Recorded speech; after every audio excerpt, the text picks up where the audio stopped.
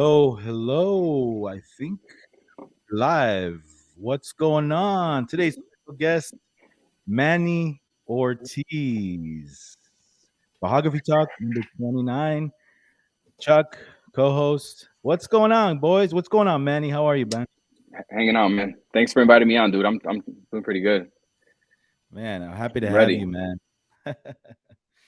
uh and I've been like watching your videos for like a while now, man. You're big influence to me because you're doing YouTube videos. You're a photographer, and I commend you on that, man. So Yeah, rock thank and you. roll, man. So Thanks, what you man. been up to these days, man?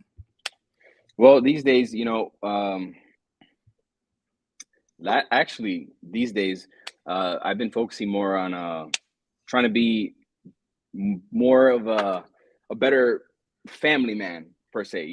Because YouTube has kind of sucked the life out of me for the past couple of years, and having ADHD as well, working with doing this creator thing, it's you put a lot of effort into the YouTube thing, which is a great thing of having ADHD, that hyper focus, but then kind of let things, kind of slide on the side. So this my output has been a little slower on YouTube, but I've been you know better there way more with my daughter and stuff. So that's like been amazing. That's cool, man. I've oh man, I don't know when it was, like years back. First video I saw yours was when you were doing that off-camera flash Yeah. sunset with the Sony. I thought that was phenomenal. You got me all excited with the off-camera flash stuff.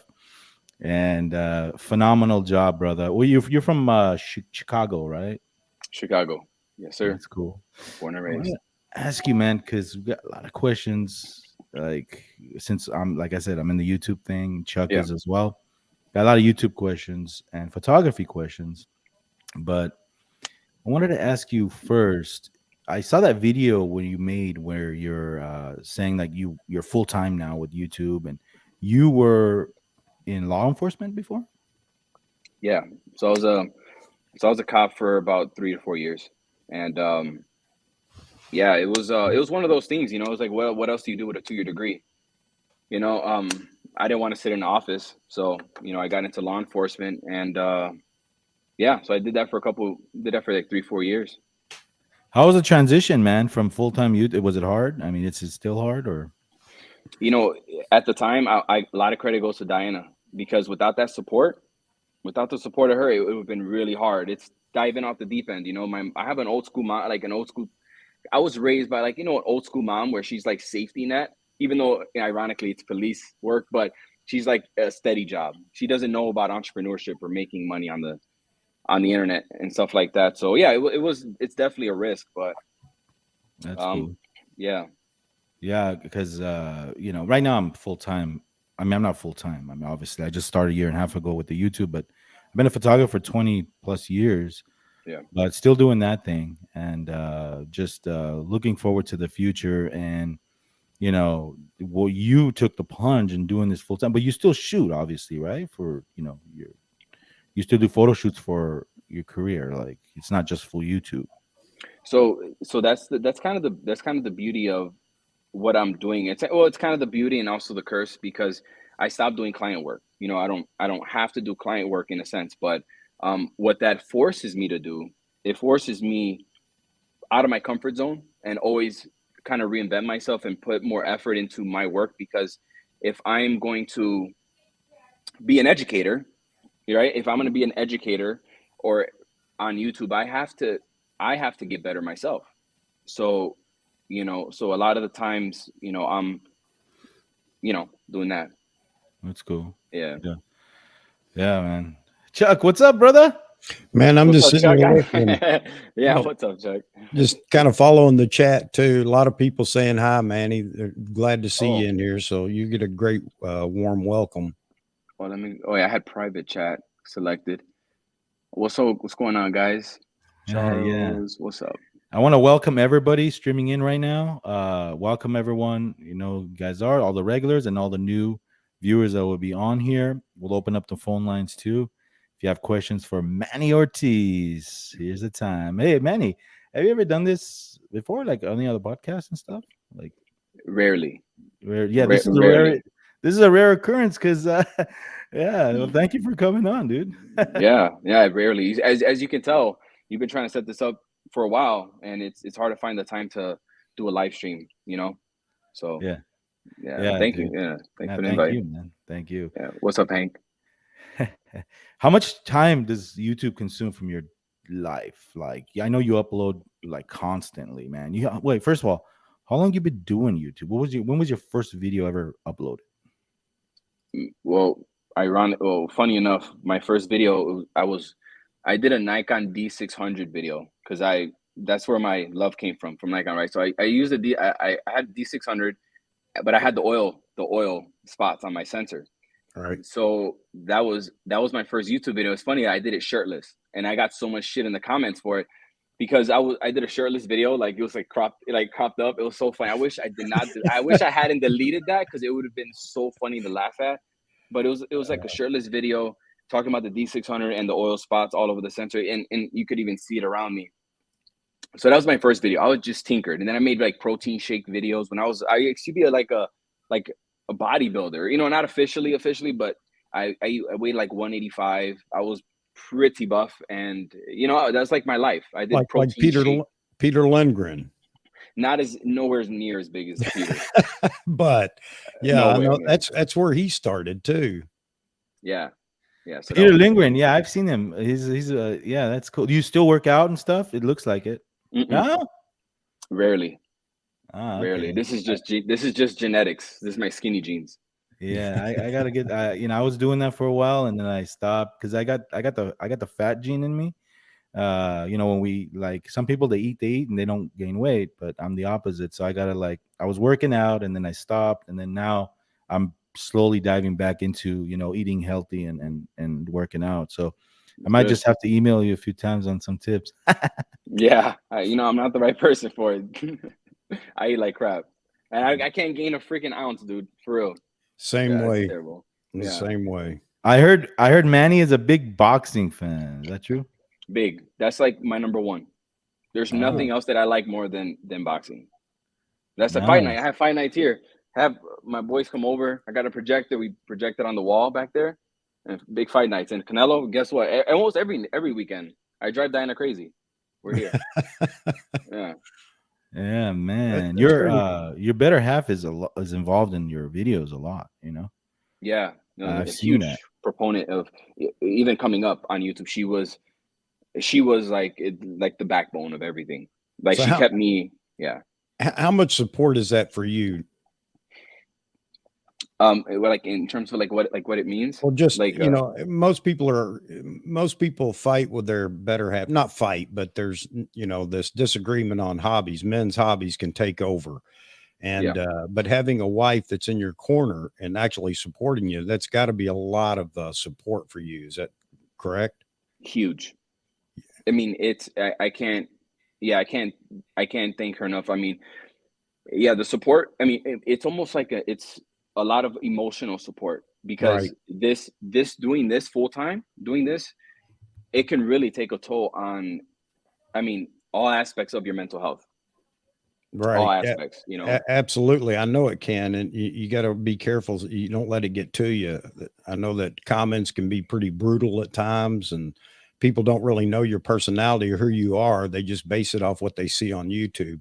And that's what's nice about these live streams is everybody gets a feel for who you really are, and they change a lot of judgment based on just hearing people, live in their own element, not a YouTube video or whatever. So yeah, hats off to you again for coming on board and talking about yourself. Hey, Manny, we got a question. Does the Westcott FJ400 fully function on just manually on Z9? Yeah, no, it definitely does. It works I've used the rear sync. I mean, it works just like on a regular camera. Yeah. Real quickly, this one right here. Got to tell me your light setup. Oh, okay, yeah, my light setup. So I'm using all Westcott FJ400s. So if you look. So yeah, I've got a bunch of FJ400s, and I've got them on a rail system here. Because I just, you know, it looks nice, but also it's very functional because I don't got to move light stands around everywhere. So, but yeah, FJ400s everywhere. That's cool. That's a nice studio, man. Thanks, man. Yeah. Put a lot of work into it. Hey, I got a question for you, bro. Yeah, what's up? I ask this, you know, I ask this question to everyone. Do you hang out like with other creatives, like if they're in your town and get a drink and you party? Well, I used to party, but you know, something happened. Something happened with after the pandemic. Something happened where I feel like my social anxiety has gotten worse. So I tend to like to be alone, you know, sometimes, and then you know, but I don't know. I feel like my wanting to be in a party or around other people has gotten like I'd rather not be around people, but I also feel that need to be around people. So, but the thing about Chicago is that there's not a lot of creators here. There's not a lot of YouTube creators in Chicago. And there's Pierre Lambert. We've done collabs before and stuff like that, but we're usually always so busy. That's the thing, you know, we're always working or doing something that we're kind of just, you know, in our own element for the most part. But I just went to NAB and I was with, you know, Terry Warfield. I met him up there. I was with a bunch of video creators out there, and we just, you know, we had dinner together. And honestly, I needed that. It was great, you know. That's cool for sure. So if I'm ever in Chicago, bro, I'll hit you up, man. I think we gotta make a video together. Big bomb. Yeah, you're gonna come out. It'll be rocking. If I do, yeah. If I do. Yeah. Hey, bro, Ryan Troy, cool cat right here. Do you think you would have the same success without Diana? That's a good question. So it definitely wouldn't be the same. You know, I'm not, you know, like I said, Diana's support was on my part, a lot of emotional support. And being that rock that I needed those times where, you know, I was struggling, right? But I feel like Diana, the dynamic of me and Diana, we haven't done many like videos where we're like like there's a lot of banter, but I feel like she has played a huge part in my success with my videos as well. Yeah, For sure. and we see that. I mean, it's great. Does she shoot at No. all? Oh, okay. No, she's never wanted to shoot. Yeah. How much inspiration is she for your creative process? Because you are definitely a creative, and that's the thing I think so many people love about you is you're experimenting with light and, you know, the projector and all the things that you do. How much inspiration is she to any of that? You know, Diana is a very creative person. So sometimes she'll throw ideas at me. And a lot of the time she puts concepts together and I'll kind of build on those concepts. So yeah, she's very low key, she's very creative, you know. And again, a lot of the things that we do together, she puts together herself. She's like, "Hey babe, you want to shoot this?" And she'll put it together. I'm like, "Hey, let's do it." Man, that's great. Yeah. Ronald Pollard. What's up, Ronald? He says, Ronald? Manny, I appreciate your fairness in your evaluations of the camera brands, dude. Yep. Definitely. And I feel like that's what's you know, I feel like when you know, when looking at anything, like from a business perspective, and also, you know, I feel like there's very few channels out there that cover like all the cameras. And well, there's quite a few that cover all the cameras, but I don't know. I don't even know where I'm going with this right now. But I guess the reason why I have all the cameras is because I want to you know, I don't know. First of all, just like a car guy loves cars, I love cameras. I love tech, and I like having the newest, the latest and greatest stuff. So that's part of the reason why I bought the Z9. But also, you know, from a YouTube perspective, I want to provide content for other people as well, like Nikon users that never have no interest in Sony or Canon. Yeah. So. Cool, man. Again, you have almost 650K subscribers on your channel, and you started around the D600. So when was your first video again? What year? Yeah. So that video I don't count it as like one of my actual, you know, that was like back when I was just, you know, like one of my old channels.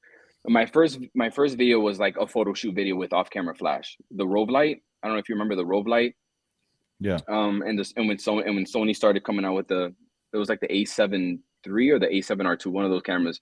I started making videos with Sony and off-camera flash, and I feel like that's part of the reason why my channel grew so fast in the beginning, because I kind of rode that wave, you know, the wave of mirrorless hype, you know, the mirrorless hype coming up, and also the off-camera flash being so accessible and so cheap.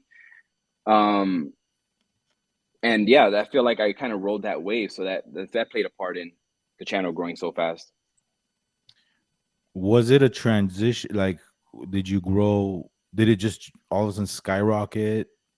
Like, is there a video you put out that just like said, okay, they put you on the map? Yeah, I feel like it was the natural light versus off-camera flash. That's the video I saw. Yeah, I feel like that's the one. And if only people knew, though, if only people knew. It's so funny because I think about that video every time I see it. Me and Diana were actually like bickering on the way there. So me and Diana were actually headed to dinner that night, and we were kind of like, we argued a little bit, you know, because I was like, babe, we're gonna miss the sunset. Like, I have this idea, I want to do it, and we were about to miss the sunset. And so I was like, babe, like I was like, I had anxiety because I had this idea, I just wanted to do it. So when we got there, it's like, oh, okay, all right, let's knock this out really quick. And I put the camera in the tripod, and we shot it. And it's so funny that the vibe leading up to it it wasn't like this video is gonna put me on the map kind of vibe. Like, it was like, okay, let's just get through this. So and that ended up being like one of the more popular ones. It's so funny. Yeah. But isn't that the case often? The from the hip ideas and things come off better sometimes than the thoroughly planned out videos or anything else. At least I find that, you know, sometimes I think from the hip, I'm shooting something or whatever, and it's like, it's okay, only to find out later everybody loved it for some reason or another. It's strange. It happens, and this is, everyone says that. Like, when you think that you're doing something that's not going to resonate with people, you know, you put minimal effort into it, and then it ends up resonating with people, and people love it, and you're just like, wait, are you telling me that I don't have to spend 10 hours on editing when I could just do something like this to provide value? You know, and but that's not always the case, you know. It does happen every now and then. So, but it's great though. It's great though, because it just goes to show that if you provide value, you can make a difference. Yeah. You know? Yeah, that's awesome. You have how many videos on YouTube now? I have no idea. Oh, okay. Yeah. That's cool. Do you read comments? Barely. You get a lot. Oh wow, really? Barely. Not nowadays, barely. Before I did. It was like you know, I live on the studio app, and I respond to comments and stuff like that. But nowadays it's like I preserve my mental health. I'm not saying that these comments like irritate me as much. Like, nowadays I just preserve my mental health, you know, in the sense of like when you see, if you're not it's hard to say this, but when you do this for a living, it's easy to get like really submerged, like just too caught up in everything. So I pay less attention to the numbers and everything in terms of analytics and stuff like that. I just pay less attention to it, because I just need to preserve my mental health. Well, That's one of the things. Let me ask you a question on analytics and things like that, because I'm not an analytics person. And to be honest, I don't understand half of it, and I have no desire to actually dig into it. But a lot of people talk about things like that. I have a military background, so I understand your video when you talked about being a police officer before and everything else. Okay. But that's just not me. I'm a creator first, and I just want to create stuff. And again, I don't want all the numbers. I don't need all the charts. I don't want that. Would it make me a better person or better YouTuber if I did? I don't know. But you know, when you said analytics you don't follow or whatever, that resonates with me. I'm not one of those people that dig into the nth degree on things. I'm just going to do it, and as long as I'm happy, and then let the chips fall where they may. You feel that way, or? Yeah. So I feel, yeah, I definitely do feel that, but I feel it's also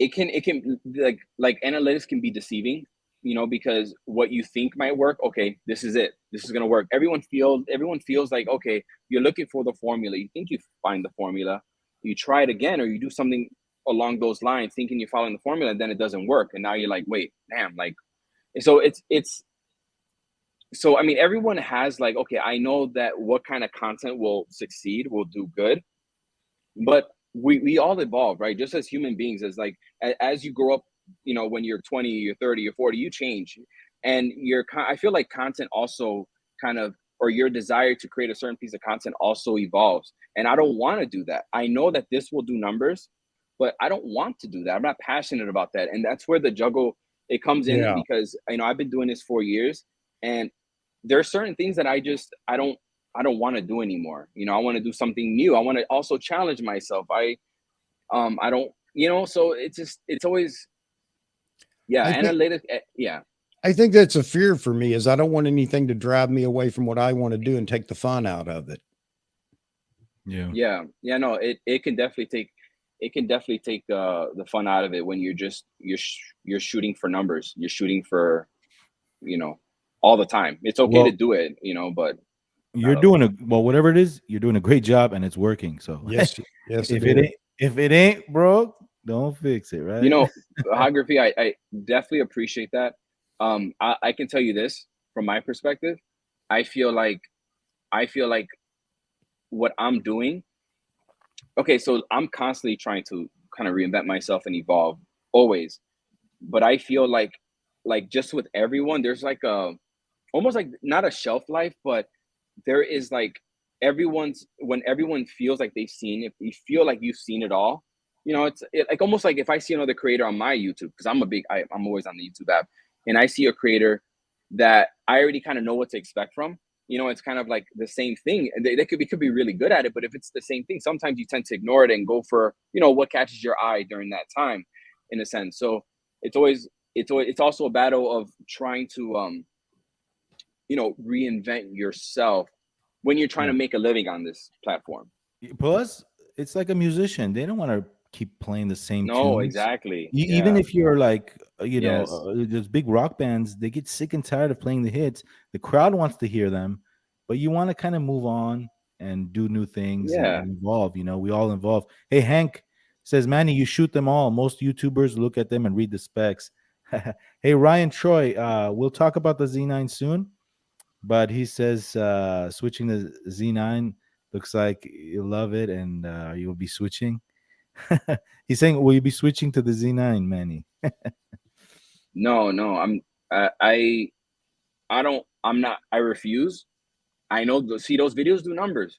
There's a reason why people make those videos, um, and I understand it. I totally get it, because this is the YouTube game. This is what it's. You know, it's a lot of the times you got to just find a way to get people to. You got to find a balance of getting people to watch your content, because you don't want to create for no. You know, sometimes you want people to see your stuff. So it's a balance of not clickbaiting people, but also getting them to click your video. You know, Yeah.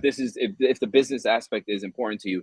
For me, I'm not gonna make a switching video, because I'm not switching. I'm not. There's nothing to switch to. Look, wait. What am I switching to? Oh wait, hold on. Like, there's nothing to really switch to, in a sense. You know, I like shooting all the brands, and it's something. Yeah. Yeah. So I'm switching to all of them. You know, there Camera you is a go. tool, man. Camera is a tool that we use. Same thing with me. I have my main brand, but I flirt around with other cameras. I love it. Leica, Canon. So, what's the big? James asked, what was the biggest improvement that you noticed when moving to mirrorless? Biggest improvement was, I mean, okay, so first moving to mirrorless. So that's when I got the A6000, then the A7 II. The EVF is the biggest. The Uh, electronic viewfinder is the biggest reason, or is the biggest, plays the biggest, like, uh, is the best difference between a DSLR and a mirrorless. You know, it's just not having to take those test shots, and not having to, you know, not guess your exposure, but just taking every step that you take out of the process allows you to focus more on what you're trying to do. Unless everyone has a different process. For me, yeah. if I can just try to focus on my composition, and my subject, putting that together, and it's a win. So Yeah, the EVF, the lightweight, the video's killer now. yeah, Just oh yeah, big, technology. huge. Hey, Ronald Pollard, this is Manny. Oh, what's up, Ronald? Can you explain from your perspective the impatience with Nikon's growth in mirrorless? Please take into account all the years it took with brands like Sony. Took about 4 years to get there. Is this accurate? This question. The yeah, the impatience. You talking about like in the community, like the Yeah. um Uh, the impatient. I don't I know. guess I don't know. I guess he's trying to say. I don't know, Ronald. Are you trying to say that Nikon is got in the game a little later than everyone else? Well, I think he's saying nobody was real impatient with Sony, but Sony kind of paved the way. But now that Nikon has entered the game, and Canon as well in that respect, there seemed to be a lot of impatient. Why aren't they up to the? I think we're getting there now, but 2 years ago, it's why isn't Nikon and Canon at the same level as Sony? There was a lot of impatience for those two brands to catch up quickly. Yeah. Well, in in my opinion, it was Sony kind of set the standard early on. It was almost like they were the innovators. So I feel like Sony never really was behind because they were ahead in the mirrorless game. Right. Canon, I feel like Canon was definitely the same boat as Nikon for a while. Yeah. Until they banged out the R5, and how they built up the hype on the R5. They really stacked the deck that whole year and built it up, and it ended up being a great camera. It had some flaws, but I think what happened was because Nikon didn't like fire right back at Canon. It's almost like everyone kind of forgot, and like, you know what, they're just the slow one. They're the one that they're just gonna always be third place. I feel like that kind of, I don't know. Everyone felt like they should have. I don't know. I feel like because Canon and Sony got ahead so fast, people just kind of forgot about Nikon, at least in the creative space. Well, the one thing, and I'll be a fair. I'll be fair to Sony here. Sony got a lot of crap early on in their mirrorless journey. All the DSLR shooters were giving them a hard time about their mirrorless cameras. And now, though, it's like the worm has turned and it's back on Nikon and Canon's back. And I agree that Canon knocked it out of the park with their R5, and now Nikon needs to do the same thing. They need a competitor to the R5. But yeah, I think that we forget how much grief we gave Sony early on. And now, though, it's turned on us. Yeah. Yep. Hey, Photo Me Ike. What's up? He says, I wonder what made Manny to want to be cop now, realizing that he deals with social anxiety and mental health issues, or maybe that's why he wasn't one anymore. I guess he's Photo Me Ike's asking why you wanted to be a cop in the first place. Well, with a 2-year degree, in there's not many careers you can get into that I liked. I was going to go to school. I was almost getting my bachelor's for being a teacher, but I guess I just wanted something a little bit more exciting, so that's why I got into law enforcement. My social anxiety wasn't as bad back then, it wasn't as bad back then. And my ADHD, it's something that kind of creeped up on me as I became an adult, and it creeped up on me actually in the police academy. I have a very, very, very, I had a moment there where I realized, like, what the hell's going on? But so yeah, I became a cop because it's and now you can't just become a cop. You have to. It's almost like winning the lottery, At least it was now. At least it was then. I don't know about now. Now you could just probably walk on, but back then, they called and I said, sure. I went through the process. I got in, and yeah. That's question from the perspective of being a police officer. What's your take on the recent stories of photographers being robbed from their gear? Photographer, do you have any safety tips for us photographers? It's so tough, man, because back when I was walk around downtown with my gear, you know, I'd have a sidearm, right? But I feel like nowadays you just have to have your head on a swivel. If you see some shady stuff on the corner of your eye, I mean, you gotta be aware of what's around you and Situational who's around awareness. you. Yeah, you have to be aware. And if I'm walking through a sketchy area, I'm probably gonna put my camera in my bag or something. And while you just gotta be aware of your surroundings. That's a fair question. So, did being a police officer give you more situational awareness? I know Oh being in yeah, the military, it definitely helped develop it with me, and it stuck with me to today. I'm always aware of the situation or the air wherever I'm at, and I think that helps. And I don't think a lot of people, they're too focused on one thing and forget to actually do that. Be aware of your surroundings always. Diana. Diana even knows that when we go to a restaurant, I have to be, and it's just I have to sit facing the door. I It's know just where one you're of those things. going. She knows. She doesn't sit there. She knows that's because that it's just the way I'm wired now. Yep. Yep. You don't shoot or ever shot weddings, right? I did. Yeah, Oh, I shot a lot of weddings for 2 years. I shot quinceañeras and weddings. I probably shot like 30 each year. you didn't? Did you enjoy them? You know, I did some. You know, I did some. I enjoyed some weddings. Some weddings were not so great, but I guess that comes with the territory. I think for me it was fun. For me it was breaking out of my shell, because the thought of, you know, when I'm shooting around people, when people are seated and I'm standing and I'm the only one standing, that gives me so much you know, that gives me that social anxiety starts to kick in, you know. But the camera was always my safety net, and I feel like every time I overcame that, it was very like accomplishing, like satisfying. Yeah, Yeah. it's like some photographer once told me I'm Superman with the camera, but what's the other guy when he's not Superman? What's his name? Clark Kent. He's Clark Kent without, you know what I mean? So with me at a young age, I had that. I had anxiety being in front of people. Yeah. But then when I started jamming out with my rock band on stage, that all went away because I got used to being on stage, playing the Yeah. drums, and so now I'm fine. Yeah. You know what I say to that, bro? I say, you know what? I really don't care what people think. I do my stuff, and I don't really care what people think about me because I know, like, I know who I am. You know what I mean? Yeah. It's like if they have a problem with me, I say, you know what? Screw off. Hey, Robert Daniels, what advice do you give someone that wants to learn about portraiture and lighting, but I'm not interested in doing groups?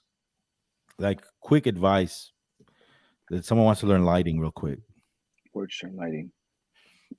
You know, for okay, so quick. The only way to learn lighting is by is by doing it. It's by doing it. So you know, a lot of what I learned on YouTube.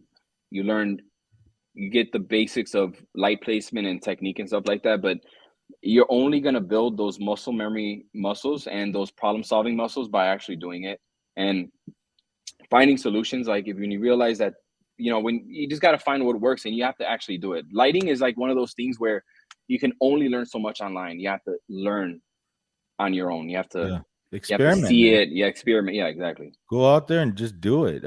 There's no rule in photography, I think. There's no, who wrote that book? You know Especially what I mean? nowadays. And nowadays it's a free for all, which, you know, But yeah, so I mean, lighting is key, but you can experiment with lighting, man. It's great. I got a question for you, bro. On YouTube, are you close with any other creatives? Like, I saw you Jared Polin videos. You guys hung out a few times. yeah, no, me and Jared go, we're pretty cool. I consider him almost like a mentor, honestly, because Yeah. Jared, he is an absolute beast when it comes to this, you know. He's a genius, you know. And despite what a lot of, you know, people might say about him, he's actually, his integrity is number one. Like that's the most important thing to him. Mm.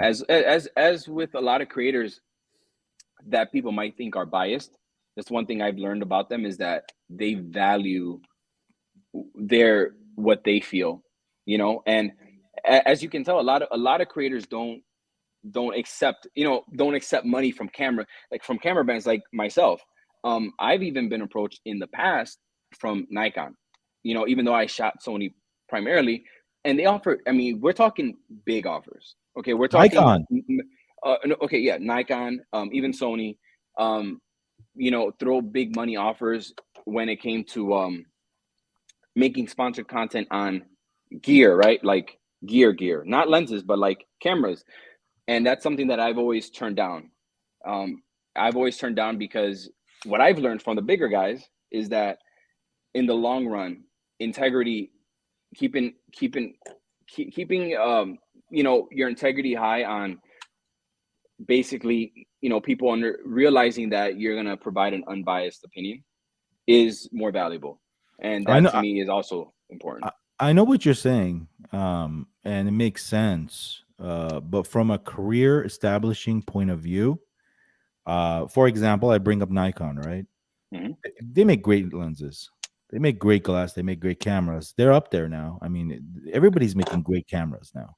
Mhm. So, if let's say, for example, Nikon approaches you again and says, you know what? Because Nikon, they need a guy like you in their team. I'll tell you why. Hip, fresh, young, you know, guy with like is not your ordinary ambassador, you know what I mean, right? Yeah, for Like sure. just out there, say it like it is, guy. From a career point of view, I think it kind of makes sense, but then I see where you're coming from too. I see your Yeah. point of view as well, so that makes sense. As far as other creatives, I saw you were collaborating with a few guys. You did this cameo. You've done cameos in the past. That's pretty cool. Any other guys or gals you're close to in the industry in the YouTube realm? Yeah. Yeah. I mean, you know, like a lot of the people that go on the old trips, like the old Sony trips, um, pretty, you know, we're pretty friendly. You know, we have each other's number and stuff like that. We haven't talked much, you know, lately. I think everyone's just kind of on their own thing. But once these, like, you know, these camera trips, when we go out and, you know, create content for cameras, I mean, we'll pick up where we left off. Any beefs? Any beefs with anyone? Nah, man, this No. isn't. Yeah, no, this is definitely. This isn't like. Yeah, no, definitely no beast, man. I feel like everyone there. It's almost like, you know what? It's almost like a little family, right? Like everyone's there with a common. Everyone's there with a common goal, Yeah. you know. And it's kind of, yeah, it's one of those things. You just, everyone's there for the same reason, and a lot of us know who we are, and we kind of respect each other. So, yeah, no beast. Yeah. With me, I'm a little hot blooded. So, like for example, Tony Northrup said some crap about Nikon recently, and Mhm. I made a video on that. I don't care, bro. Like I'm probably not gonna get sponsored by Nikon because of that, but I don't care. I want to say what I want. I want to say what I So you feel, should. Yeah, and I mean, I'm really cool with them. I really like them. But yeah, no, you can say whatever you want. That's the beauty of it. So yeah. No, I know. That's what I want. I want freedom. So yeah, that's cool, man. So Chuckster, let's open up the phone line. Let's see if you have any questions for Manny. Let me put up the number real quick. Yes, sir. Let's see here. I'm sure somebody wants to talk to Manny. Hold on.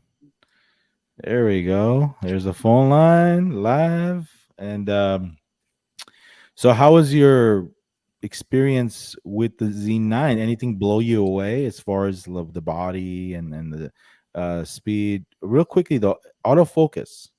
We're yeah, going back and forth with a lot of photographers recently on comments yeah, arguing about AF. yeah. Sony's better, Canon R5. You use them all. You have all three of these cameras.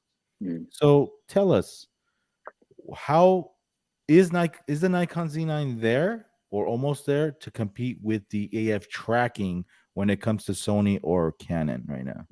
Okay, so this is where again I like to make that like a disclaimer, because although I have three cameras and all three of them, I feel like I know them really well, but my knowledge and my testing of them is limited, because just because I have all three doesn't mean that I know which one is better, in a sense, because these are built for speed, right? These are built for speed and action, and that's, I don't shoot action and I don't shoot speed.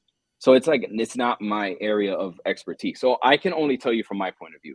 That's that, and I need to let people know, let you guys know that, because I didn't push these cameras to the limit. So in a sense of like using them as like like a wedding camera, you know, that's kind of like how a portrait, a wedding, like wedding camera. They're really, Hello, can you hear me? is, Yeah, what's up, hang on bro? just a second. We'll let Manny finish his thought there. Wonderful, thank you. Yeah. So, my honest opinion is the autofocus. I don't see much difference. I can tell you from a photography side, I don't see much of a difference because I haven't pushed them. But in the video, I do see a difference. Yeah. There is a difference in video AF tracking, and that's it's definitely noticeable for me because I use the yeah. But I think that Nikon will tweak and get there. You know what I mean? They hit it out of the park with the Z9. So hey, let's take this phone. Hey, Chuck, lower your volume just a tad. You're My volume loud, yeah. All right, Roberto. Roberto. Who's on the hotline? Roberto, you there? Oh, Roberto. Hello. For me, this is Michael. Oh, Michael. Okay. So what's up, Michael? Go ahead, Michael. Oh, yeah. You there? Awesome. All right. Hey guys, Vahagan and Chuck, big fan of you guys. Manny, big fan of you as well.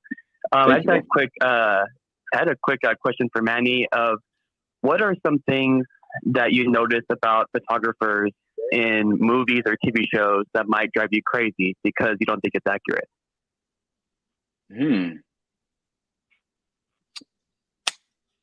That's an interesting question. I don't really watch many shows, but if in the past, what have I seen them do? Honestly, you know, that's a great question. I don't know. That's an interesting question. I don't really watch many shows, but if in the past, what have I seen them do? Honestly, you know, that's a great question. I don't know.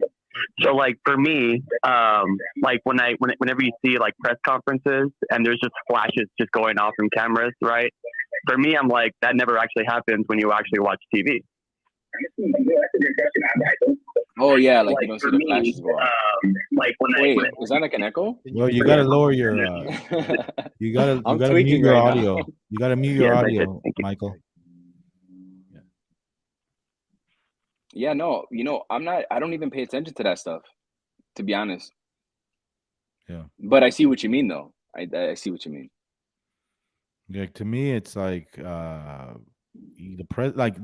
technology is getting great now. They could shoot silent. You know, you don't need to hear all that in press conferences, and you don't even need to flash. Natural light does the job. You know what I mean? And some of these venues are lit up already, so you know, yeah, you don't even need all those bulbs and stuff. So, yeah. Thank you, Michael, for the question. So, anything else, Michael? You ever think about doing like this a podcast one day for yourself? I mean, I thought about it, but I don't know. It's not something. It's not my thing because, again, I'm the kind of person that I need structure to speak on something.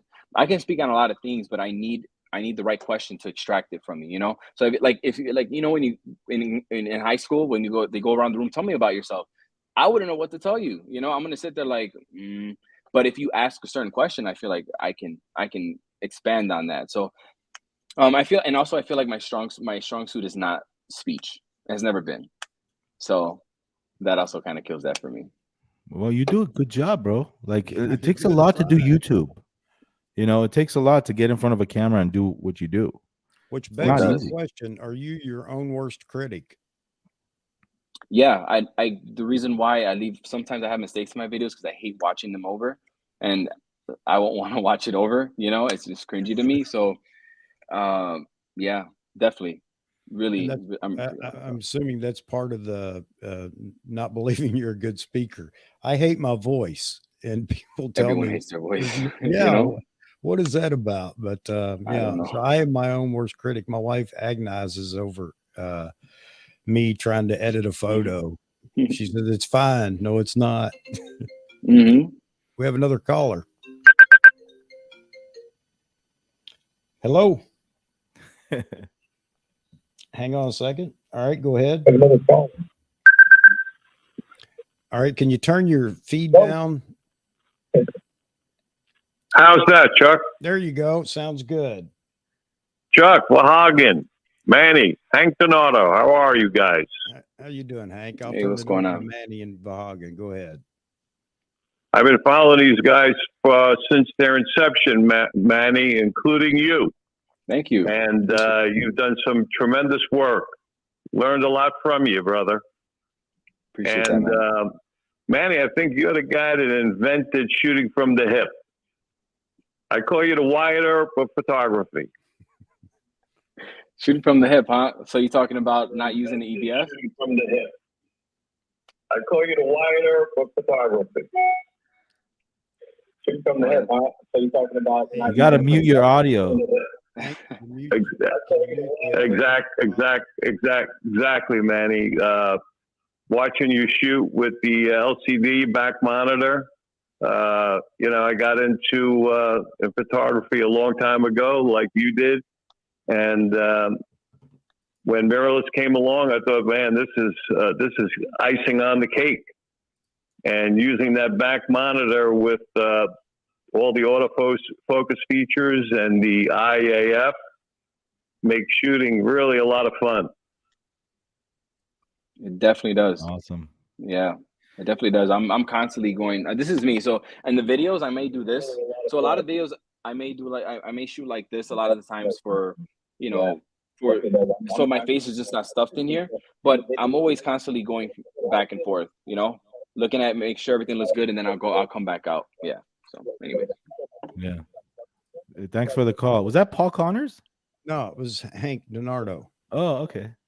Hey. Yeah, Manny, you know, when your most recent video that you put out showing the 3 camera bodies, the autofocus features, I mean, I think it's quite obvious that it's a very close race to the finish line now amongst all 3 cameras companies.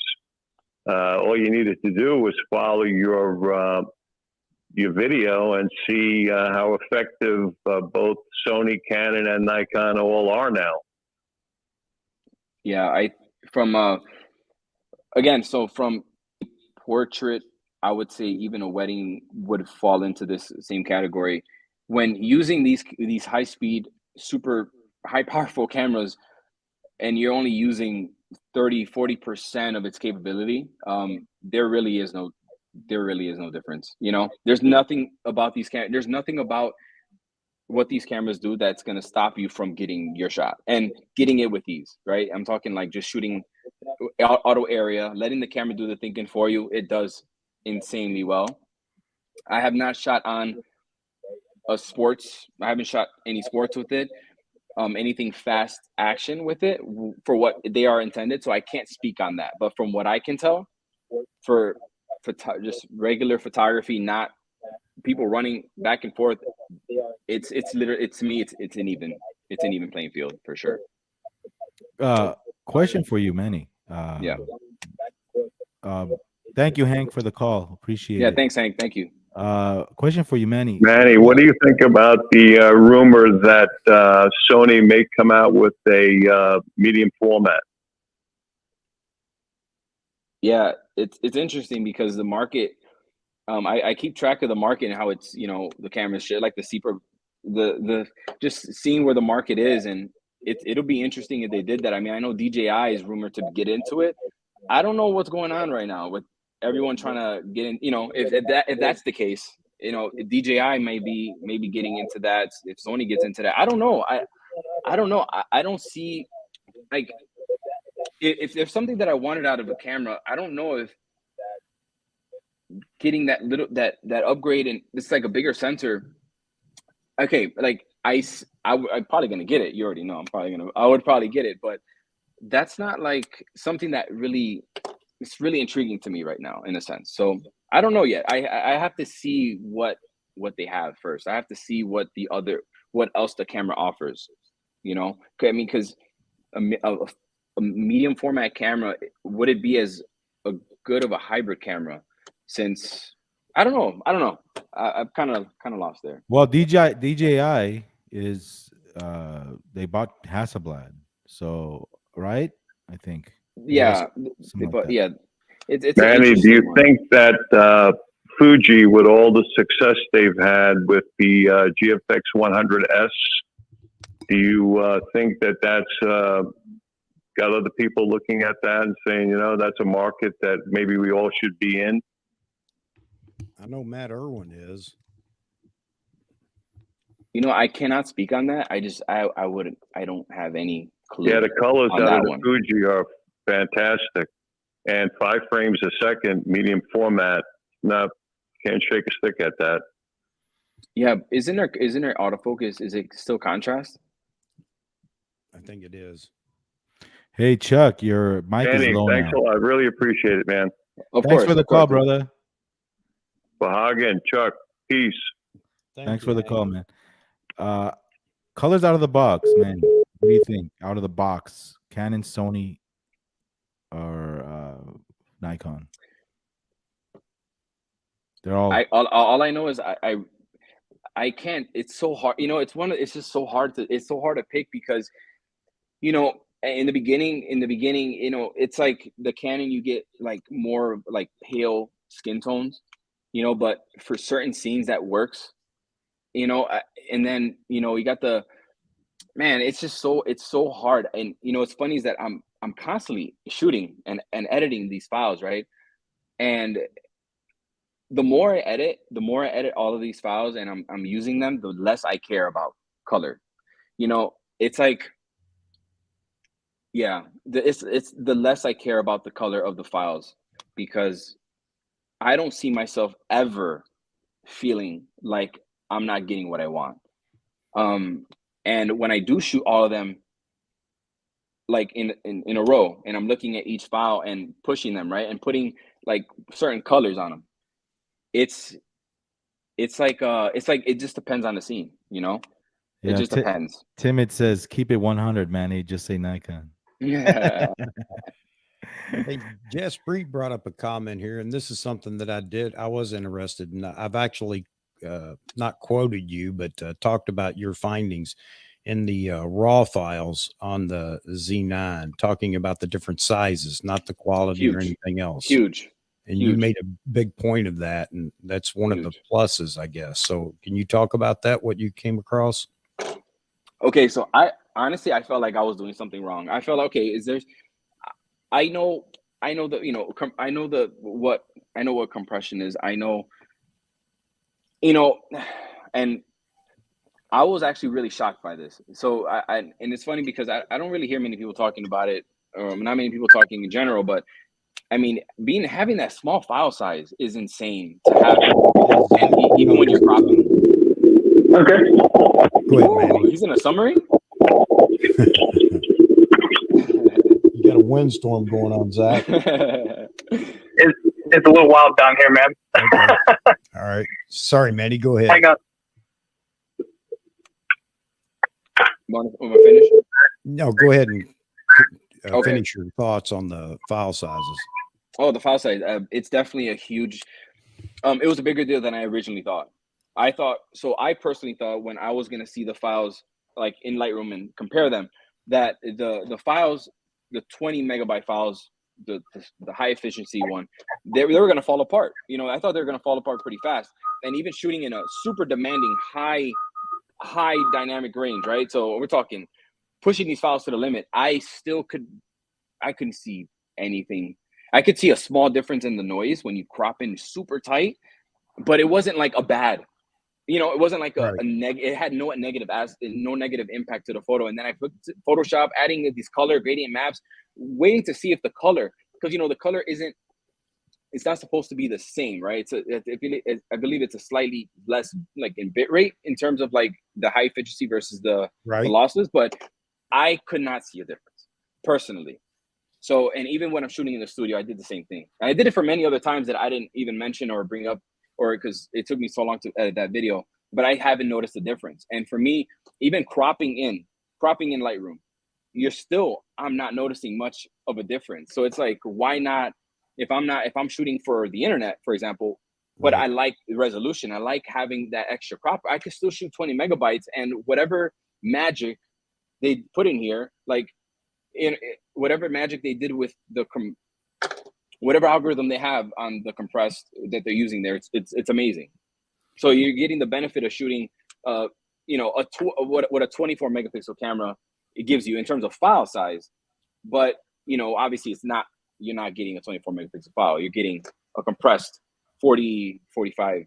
So anyways, yeah, I think it's really nice. I really appreciated you covering that in your video, because so many people are still talking about small, medium, large format, raw files and everything, because people are concerned. They want to shoot. When you talk about not having any true super noticeable difference, that's big for people to give them some, you know, confidence that you don't have to shoot lossless or uncompressed. And so anyway, I really appreciated you covering that. And, you know, that's a big deal too. And this is what you keep mentioning, that it's overkill for what you do in the studio or whatever. But I think that's actually a big thing with the Z9. It's a do all. I think it does all things well. And of course you can disagree with that. Everybody has an opinion, but that's the big thing for me with the Z9, was it would replace my D850 and my D5, and anything else. I could shoot it in all situations and not lose anything. I think the 45 megapixels actually gave me that confidence that I'm not going to lose anything if I decide to let my D850 go. So, yeah, I think right now though with the Z9, I think that a lot of people are going to end up buying the Z9, realizing that it's too much camera for them. So you're right. I feel like it is a do-all, especially after the new firmware and having, and getting all those extra features, right? It's kind of in a class of its own in a sense. But I also have other thoughts about the firmware too, because I've noticed some things. But ultimately, I feel like a lot of people are going to buy the Z9 because it is it can do everything. But a lot of people don't need this much. Oh, you're right. And they'll realize it, and then they'll probably buying whatever trickles down into the smaller form factors, keeps it simple. Yeah, absolutely. You don't want to get me started on Nikon needing to get that competitor, the R5 out. That's their next camera they have to get out. But anyway, we've got Zach on the line. I think, Zach, you still here? Yeah, I'm still here, brother. All right, go ahead.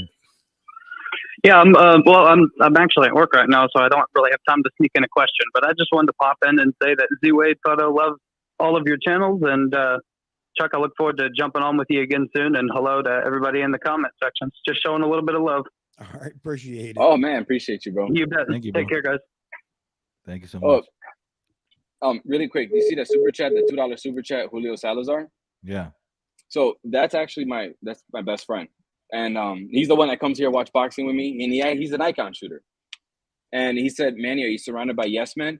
So he's doing that on purpose because nobody that knows me ever, all they do is give me shit. Like all we do is just talk smack to each other all day long, and it's just is that funny. He commented he saw you twerking in 7-Eleven. I didn't want to. He's messing around. I was like, what? I was like, this guy's a hater. No. What's up, Julio? No, yeah, ¿Cómo estás? We're never nice to each other. That's like we're not nice to each other. All we do is just Yeah, hey, I keep it super nice on this, but I can talk shit too. Oh no, for sure. But that's like that friendly thing. Like we talk shit to each other all day. Oh yeah. That's cool. Yeah. So how much of YouTube consumes your life right now? Like, do you treat it like a job, 8 hours a day, go home, boom? It is. So when I take my daughter to school, I come here. My studio is like my workspace, my work area, this is where I work, but I'm not always on. I'm not always like in creator mode all the time. I'm always just, either organizing stuff that's, organizing or just workflow stuff, but it is like my job. So it's like I try to treat it as 8 hours a day. I go home and I turn off and I, do that stuff, take my daughter to either, gymnastics, to swimming, play PS5, we play Minecraft, whatever it is, or play Barbies, it don't matter. But yeah, I That's try cool. to treat it as like 8 hours a day. Are you, as far as your channel goes, are you a one-man team as far as like editing, shooting, posting? Yeah, I have a couple of people that I work with that help me with video and sometimes edit, but for the most part I do everything on my own. Hmm. Yeah, which is actually it's kind of bad, because it's hard to do everything on your own. But the thing is with outsourcing is that no one has that vision that you have, right? So if you have a vision for a certain video and no one's gonna ever do it the way you want it to, so that's why it's kind of okay. I'll just take my time on this. I'll do it my own. I'll do it on my own. Rich says, I saw him twerking at 7-Eleven too. I'll put the link to the video. Put it down, baby. Come on. You better. I get royalties. Hey, Ronald. You got a caller? Hang on a second. It's Ronald Pollard. Go ahead, Ronald. I can hear you. Hey, guys. I'm loving this. I'm loving this a lot. I just wanted to say to Manny, I really wanted to put it out there, man. Your fairness, I think, is wonderful. It's refreshing to hear strengths and weaknesses on all brands from somebody who's accomplished and growing like you are growing. Appreciate that, so bro. thank you for that, number one. And number two, I'm going to hang up. I want to say this and then I'm going to hang up. I just tweeted in the chat that color importance is very subjective, just like autofocus importance is very subjective. Manny just said that color, he's not worried about that. Well, to somebody else in a different genre, that may be more important than autofocus, depending on the genre of what they do. It seems like to me. And I wanted to get your thoughts about that because just like color accuracy or color depth is subjective to Manny, autofocus to me is very subjective because, some people need it more than others, and that became the hot topic. But color for me was always king of the hill for me. And I just wanted to state that. Thank you, Manny. Thank you, Chuck. Of course. Thank you, Vahagraphy, man. Love what you guys are doing. I'm going to hang up and listen. Yeah. Thanks, Ronald. Yeah. So I definitely agree. And in a way, I like to modify that for like my own definition. I would modify that in a way. So I think color altogether is subjective.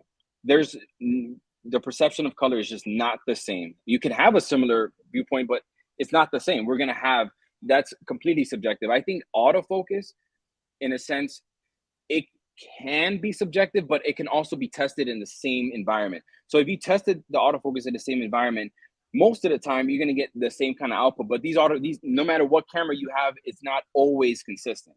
So if I do this test and I run it 5 times of the model walking, right, walking back and forth, there might be a hiccup at one point, right, where it might lose her like for a slight second or whatever. But it doesn't happen often. So glitches happen. So I feel like autofocus for the most part can be tested if you're doing the same exact thing, and then you could find their tendencies, their weaknesses or whatnot, but it's not perfect. But yeah, color is completely subjective in my opinion. That's why it's hard to say like which has the best color. I use it so much. I'm just like, I get what I want out of them. And I never feel like I'm lacking anything. So yeah. I love your portrait shot. I love your studio stuff, man. Your lighting. Thank you. Yeah. How do you find these talent? How do you find the talent like to be on your channel? You want to know something? And this is the truth. I don't like, so and I don't want people to feel like I'm trying to like downplay anything about myself. I feel like I have to really work hard to do I've had to work hard to do what I do now, and I feel like it's still not top tier. I still want to get there. The work that I put on behind the scenes, I just don't have someone show up like I used to. Someone show up, I'm gonna figure this out right now. I'm gonna just put these lights here and just everything's gonna be magical. It's not like that. Like I prepare for my shoots. When I do a shoot that I'm gonna use a certain technique, I practice it. I sit here and so I have a mannequin right there with some sunglasses on. See her right there? Oh yeah. Okay, well, you see, and it's not always perfect because she doesn't have skin texture, but for the most part, I'm in here and I'm practicing. I'm practicing the techniques, and I just, so basically what I'm trying to say is that a lot of what people see is not just me running and gunning and just putting things together. Like, oh, everything's just gonna work out. I I put some work in. It's Yeah. almost like studying for a test. Putting it together, see what works, see what doesn't work. Yeah. Hey Chuck, you were saying something. I sorry I cut you off. Yeah, I'm going to cut out for just a second, so nobody call in for a few minutes. I'm going to run out and check on my brother. He's putting my air conditioning in, and I don't leave it all to him. Be right back, guys. Sorry about that. Are you good? Hey Manny, I have a question. Yeah, sure, Chuck, go for it. Take your time. Hey Manny, I have a question. I know you say you don't watch TV hardly ever, but do you follow any like other you watch any other YouTube channels? All of them. Oh, really? So you okay? That's So cool. that's my TV. My TV is YouTube. Whether I'm watching, all the people that I watched when I first got in. I was, Digital Rev, Matt Granger, Jared, Tony Chelsea. There's a lot of new up and coming channels that I feel, again, there's some people out there with some crazy talent, Their subscriber numbers may not show it, but that's usually the case, especially nowadays, man. There's some really talented people out there, and so I follow a lot of channels, regardless, of how big they are or not. Yeah. So, Now you know Vahagraphy, which is this channel.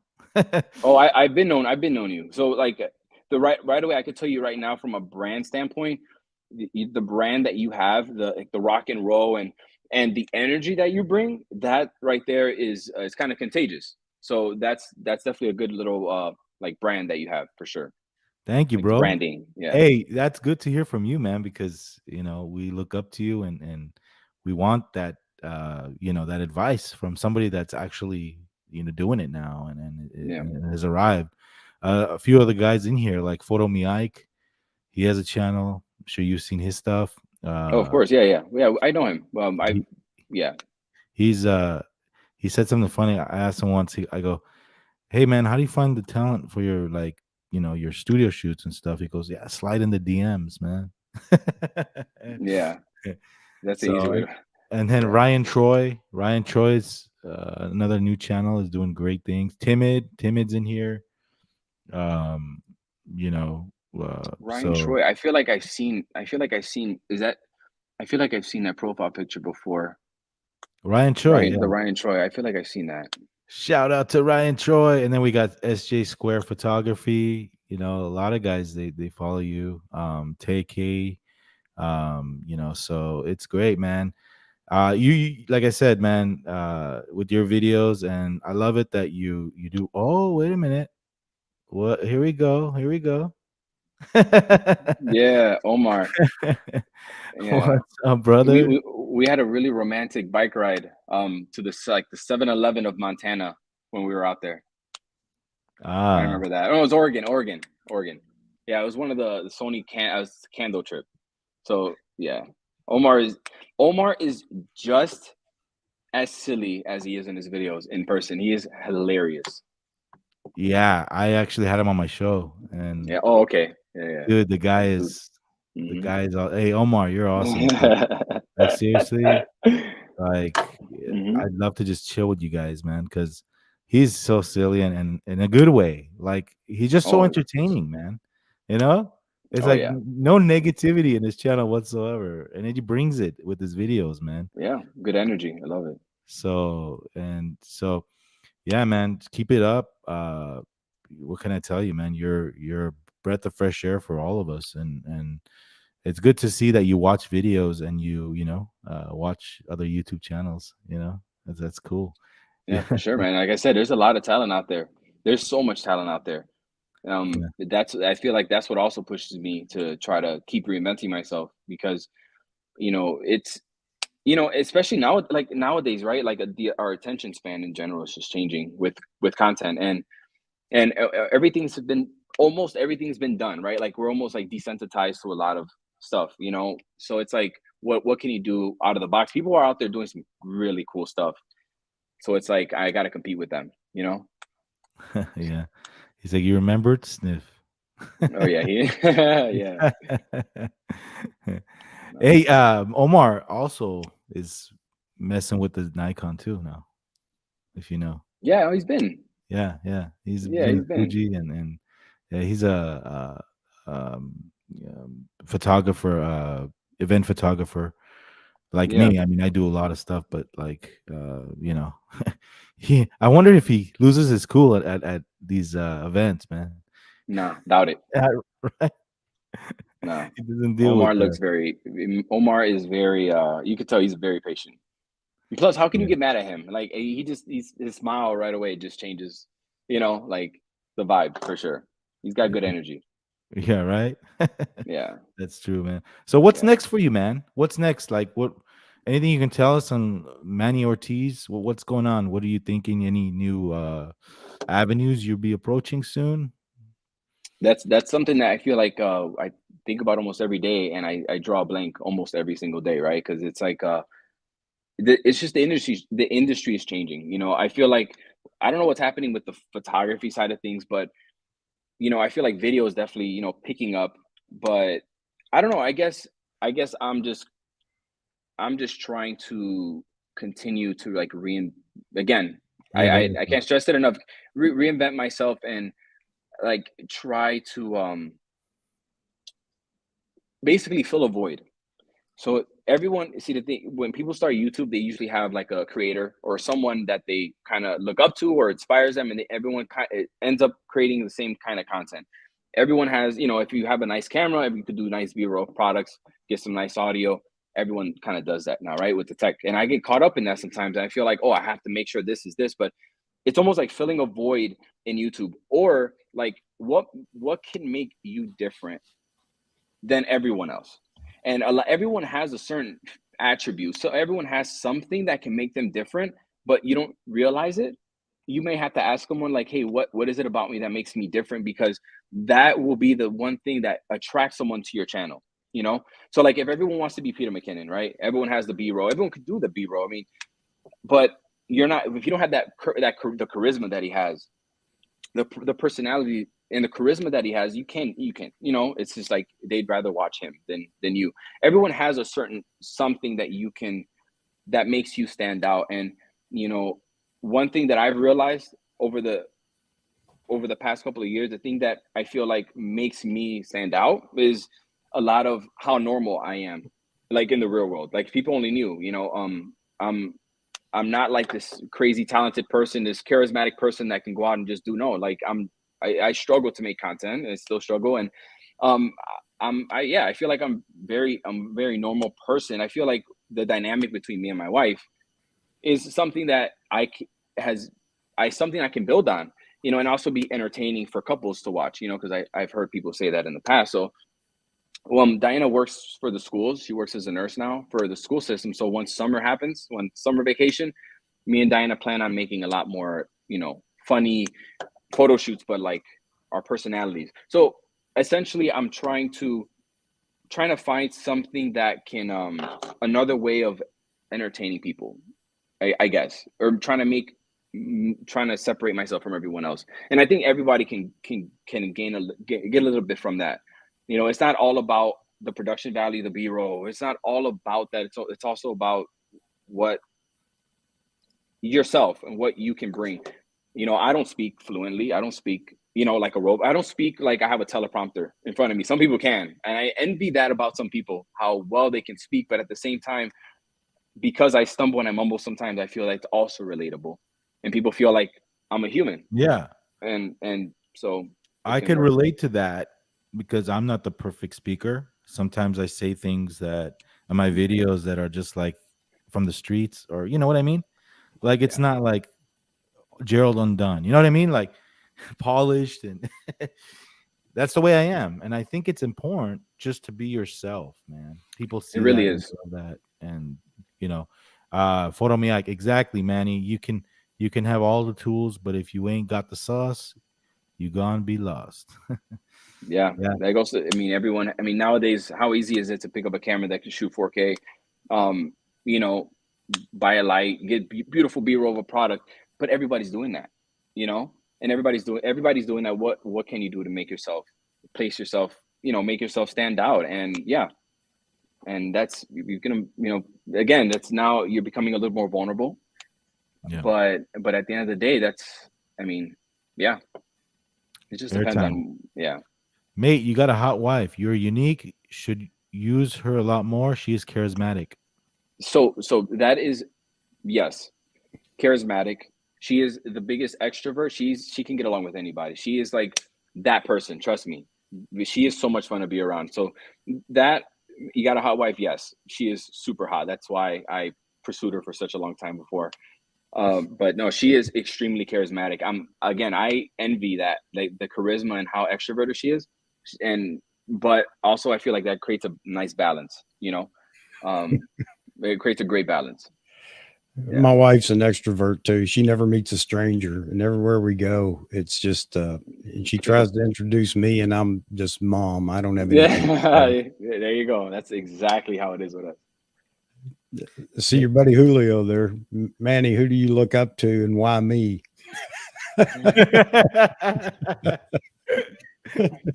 Definitely. Yeah, That's a great friend, man. That's a great relationship. Here we go. We got another call. Charles Davis. Hang on a second. I want to ask you about your boxing. I have a boxing question, but after the call. Run it. All right, Charles, you're on. What do you have for Manny? Okay. I noticed Manny shoots with the mannequin. I've learned so much about lighting from him. But when you're working with a subject, I noticed at first with P-Mid and Ike is making your subject comfortable so you get that sparkle and that smile. Is that something that can be learned, or is that just an inborn talent? That is such a good question. I'll tell you what. I shot with Irene Rudnick. I don't know if you're familiar with her. She's another YouTube like portrait photographer. Even when she was that disconnected. Yeah, I think he asked a question and left. Okay. I'll tell you what. When she was even working with Diana, you know, she brought something out of Diana in terms of bringing out that look that I had to like really work for. And I was trying to see, like, what is it? Like, what is it about? What did you do to her to bring that out of her? And the truth is, I can't say, I can only tell from my experience. There's something, I don't know if it's just being a guy. It's maybe not that, because again, I'm not a smooth talker. You know, all I know is that when I do meet someone, I'm also a little bit like, I need a little icebreaker myself, you know, because I'm a little awkward at first, but I learned from like basic psychology. What I do is ask a lot of questions to the model.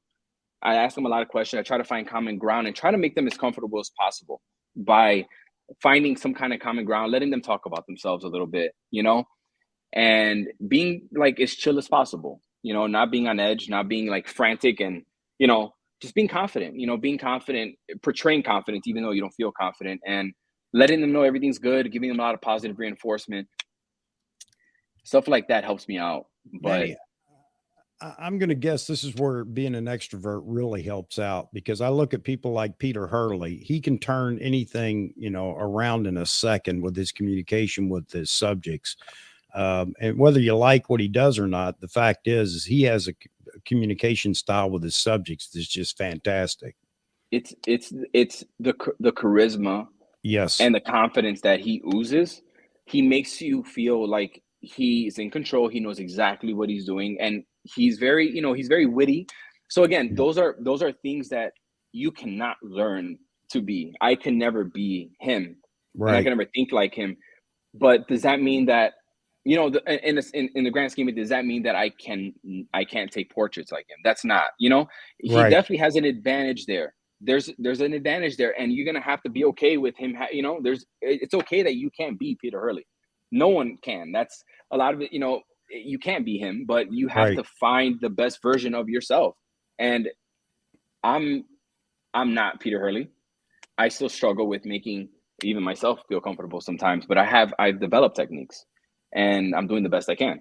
So that's all you can do. Yeah, you're excellent. You're doing a great job, man. I didn't know that about you, that you had a few issues with that, but you know, it didn't really show. And I'll be honest. Hey Ryan, I'm gonna network for you right here, bro.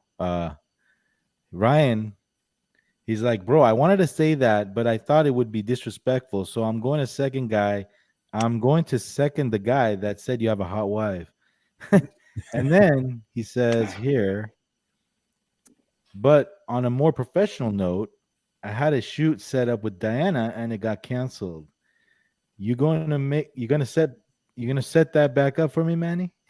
Bro, you gotta no, you gotta me and Diana, like, you gotta set that up with her.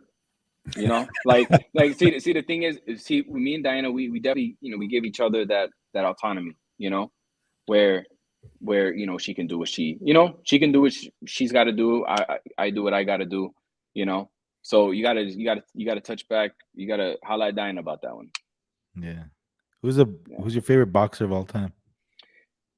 That's okay. So yeah, you don't just lay it on me like that. I got That's a mine, tough, but well, that's a tough one because I mean, that's a really tough one. wait. Michael Jordan is the best basketball player of all time. Yes or no? It depends what Come on. decade. It depends. No. I know. For me, he is for sure because I grew Yeah. up watching him. But you ask kids nowadays that haven't watched him, they're gonna say, you know, they're gonna say Kobe or LeBron, or No depending on way. everyone. People say who they've seen. Like, I know Jordan is. I mean, because I watched him growing up, but you know, and I'm from Chicago. Come on, like, for sure. But But I've seen all the old guys. You know, I've covered basketball. I've seen all the old guys, but Jordan was a beast, man. Jordan was something else. He his was so clutch. mentality is, Yeah. it's, you can't question his mentality. But you know, people argue that the game has evolved, and now, like, if you put a LeBron James back in the 80s, in a sense, like, he would dominate because of his size, and you know how wing guards have, like, kind of taken over the game. You know, these tall, everyone's 6'9", 6'10", can dribble, can do everything, versus back then those are like the big guys in the post, you know, rebounding. And so anyways, Yeah, but now I'll go the other way with that argument and say, back in the 70s and 80s, you can't they were playing more aggressively, and you know, if you touch LeBron, there's a foul. So that's definitely, yeah, that's what I'm saying. It can go back and forth all day, but So- I of course I choose Michael as the GOAT. my pick for boxing is Mike Tyson, and here's why: the guy was just a monster. Like, you knew when he got in the ring, in his prime, of course. You know, Yeah. when he got in the ring, it was for sure knockout in 30 seconds For sure. or 90 seconds. Oh, Muhammad yeah. Ali was great. I love Oscar De La Hoya. Yeah, no, I love the fact that Oscar fought everyone, because nowadays no one wants to fight nobody, because and unfortunately that's the way the business is, because you fight someone and guess what? You go to the back of the line. Not like the UFC, even though they make less money, you can have a 9 losses on your record and still fight for a world champion. Nowadays in boxing, you have 1 loss, you got to go back to the line and wait like how many years to try to get a title shot. You know, everyone writes you off when you get 1 loss in boxing nowadays, because, you know, the Floyd Mayweather effect. But yeah, Yeah. anyways, yeah. Hey, Oscar De La Hoya from my hood, bro. Grew up my hood. His mom That's what's up, used to yeah. live down the street from me. Yeah, I used to what's see up. him in his Lamborghini all the time. That's crazy. So hey, Vanessa Joy in the house. What's up, Vanessa What's Joy? up, Vanessa? Hey, you guys did something together, right? With the challenge, the photo challenge, Vanessa Joy photo Yeah. challenge. That was cool. How was that? It was cool. That was in the toward the end of the pandemic, but, like, you know, it was nice to get out. Invited us to New York. It was fun. It was nice. It was nice to Yeah. get out there with shoot other people. Hey, photo me. Don't get me started with Floyd Mayweather, dude. He don't get me started with him. I don't like him. But I mean, respect, but he you know, there's better. Right? You agree? What? Floyd. What do you want to say about Floyd? Where does he rank? I mean, from since I started, it's hard to say. It's hard to say, but I think Floyd is no one. Yeah. It's hard to say he's not the best. It's easier to make a case that he is the best than versus not the best. Because if you think about those guys in the 80s, they were like, I mean, think about like Sugar Ray and stuff. Like, they were just there's like knocking each other's heads off, but no one could even barely touch Floyd, man. Like barely anybody. It's like even Canelo right now, as good as Canelo is, if they were in the same weight class, it would. I still don't have Canelo because Canelo always loses the early rounds anyway. Floyd's, and then he picks up later on, but he's not going to do that to Floyd. Floyd is way too smart. So yeah, I think are you a MMA fan? Barely, a little bit, yeah. All right, Well, yeah. So, yeah, are you ready for the rapid fire round? Go ahead. Oh, there's a rapid fire. Okay, yeah, you know what I mean. Go. Real quick Bring it question. on. But Chuck, what's up, Chuck?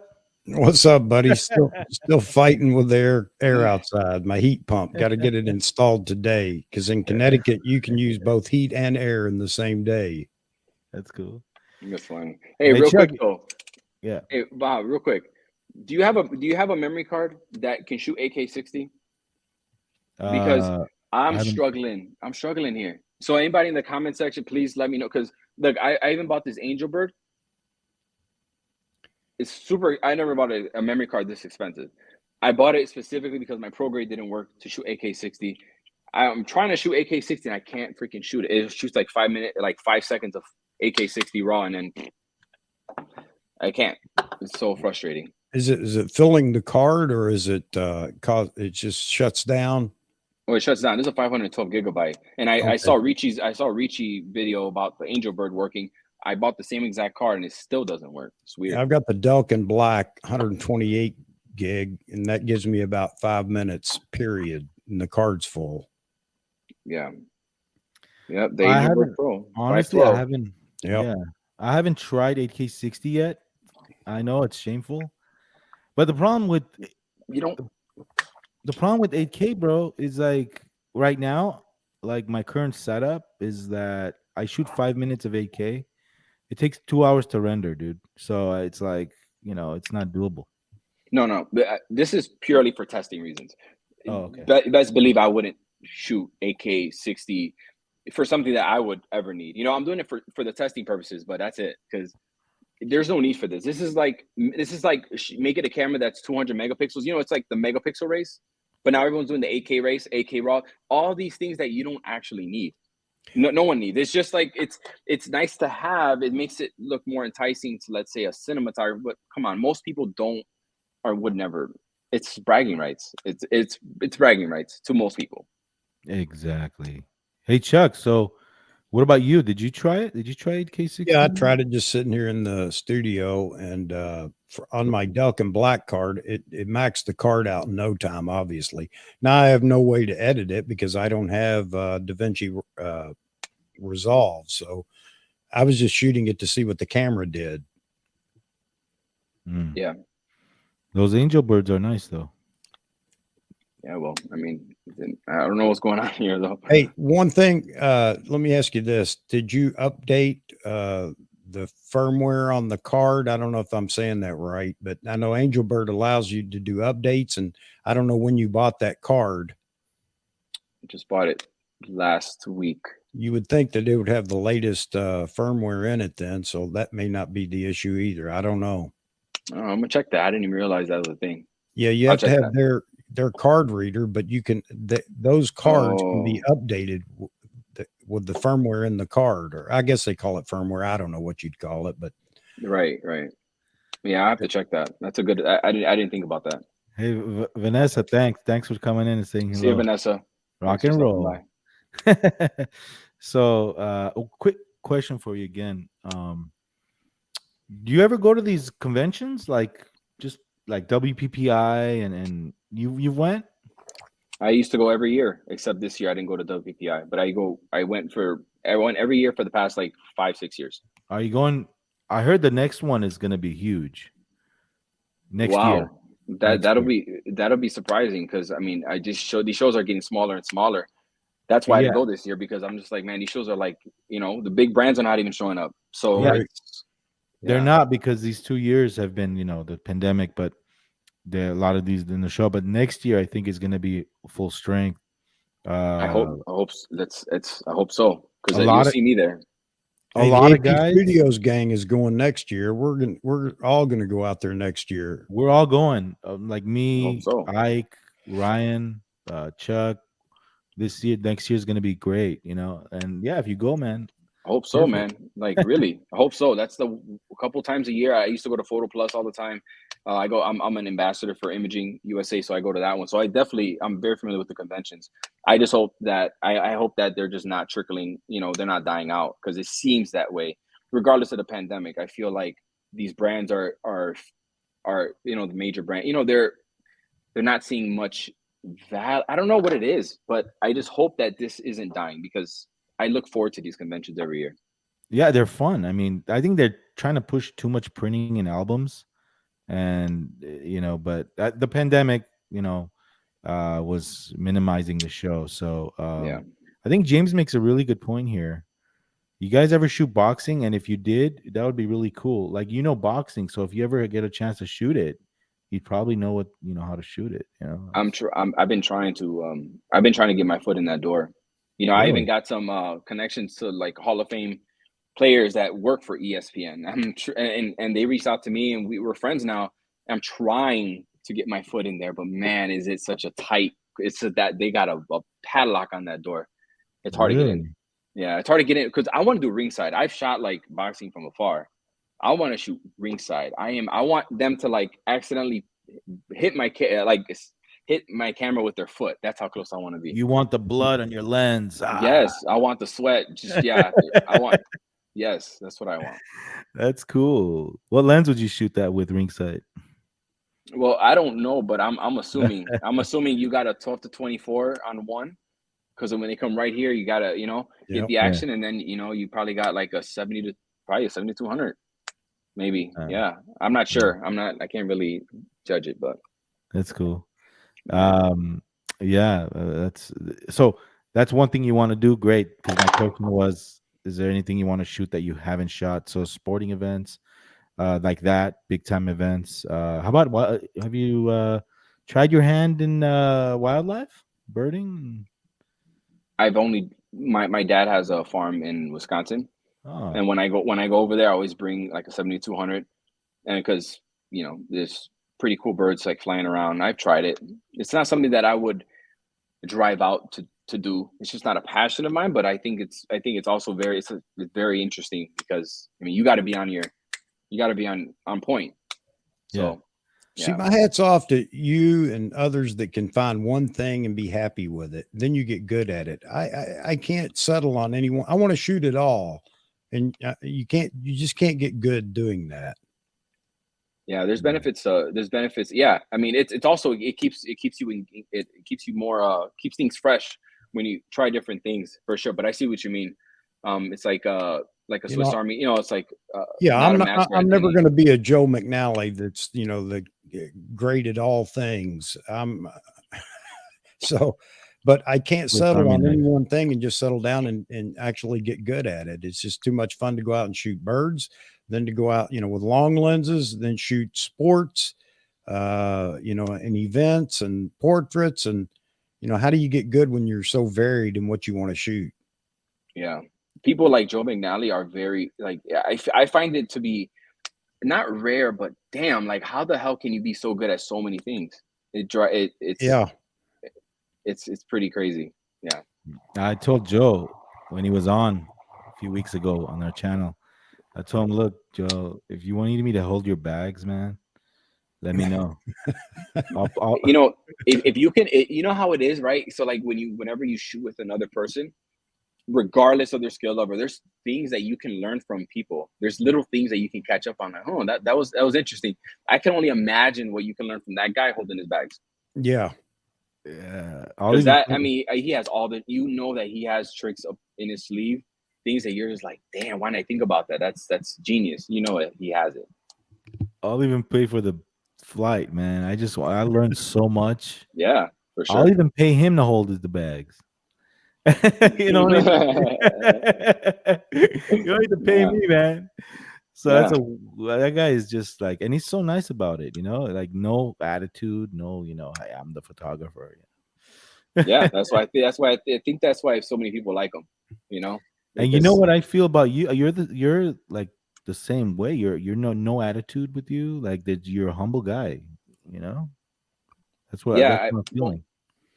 I don't know. I feel like from where I came from and just, I mean, where I am now, I feel like I'm just in the YouTube space. I guess people see me in a certain way because of the value that I've provided, right? And what I provided to the community in a sense. But in the real world, normal world, I am as normal as can be.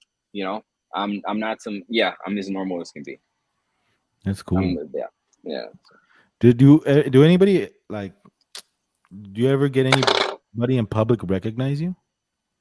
Yeah. So it happens.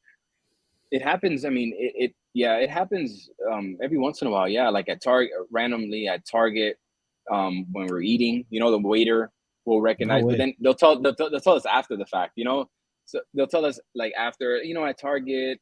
So it happens. It happens regularly, but at this point, I don't know. I guess I don't have as much anxiety. Before I'd have a little anxiety, like, oh crap, like I feel like I'm being watched now. Yeah.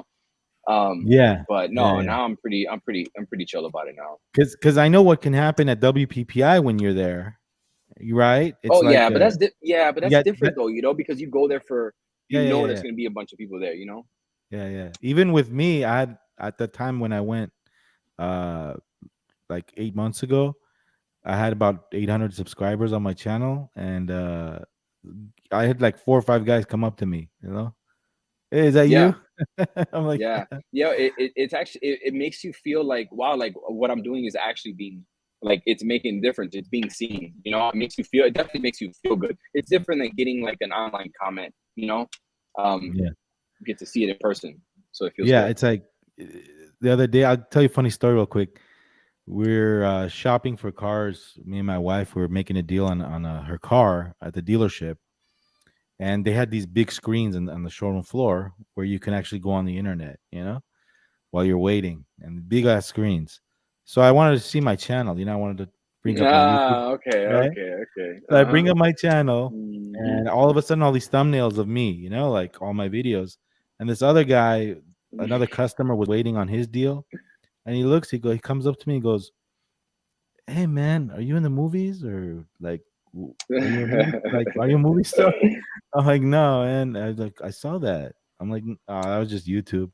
I have a photography channel, so it does make you feel good. Like, and also when photographers look to you for advice, right?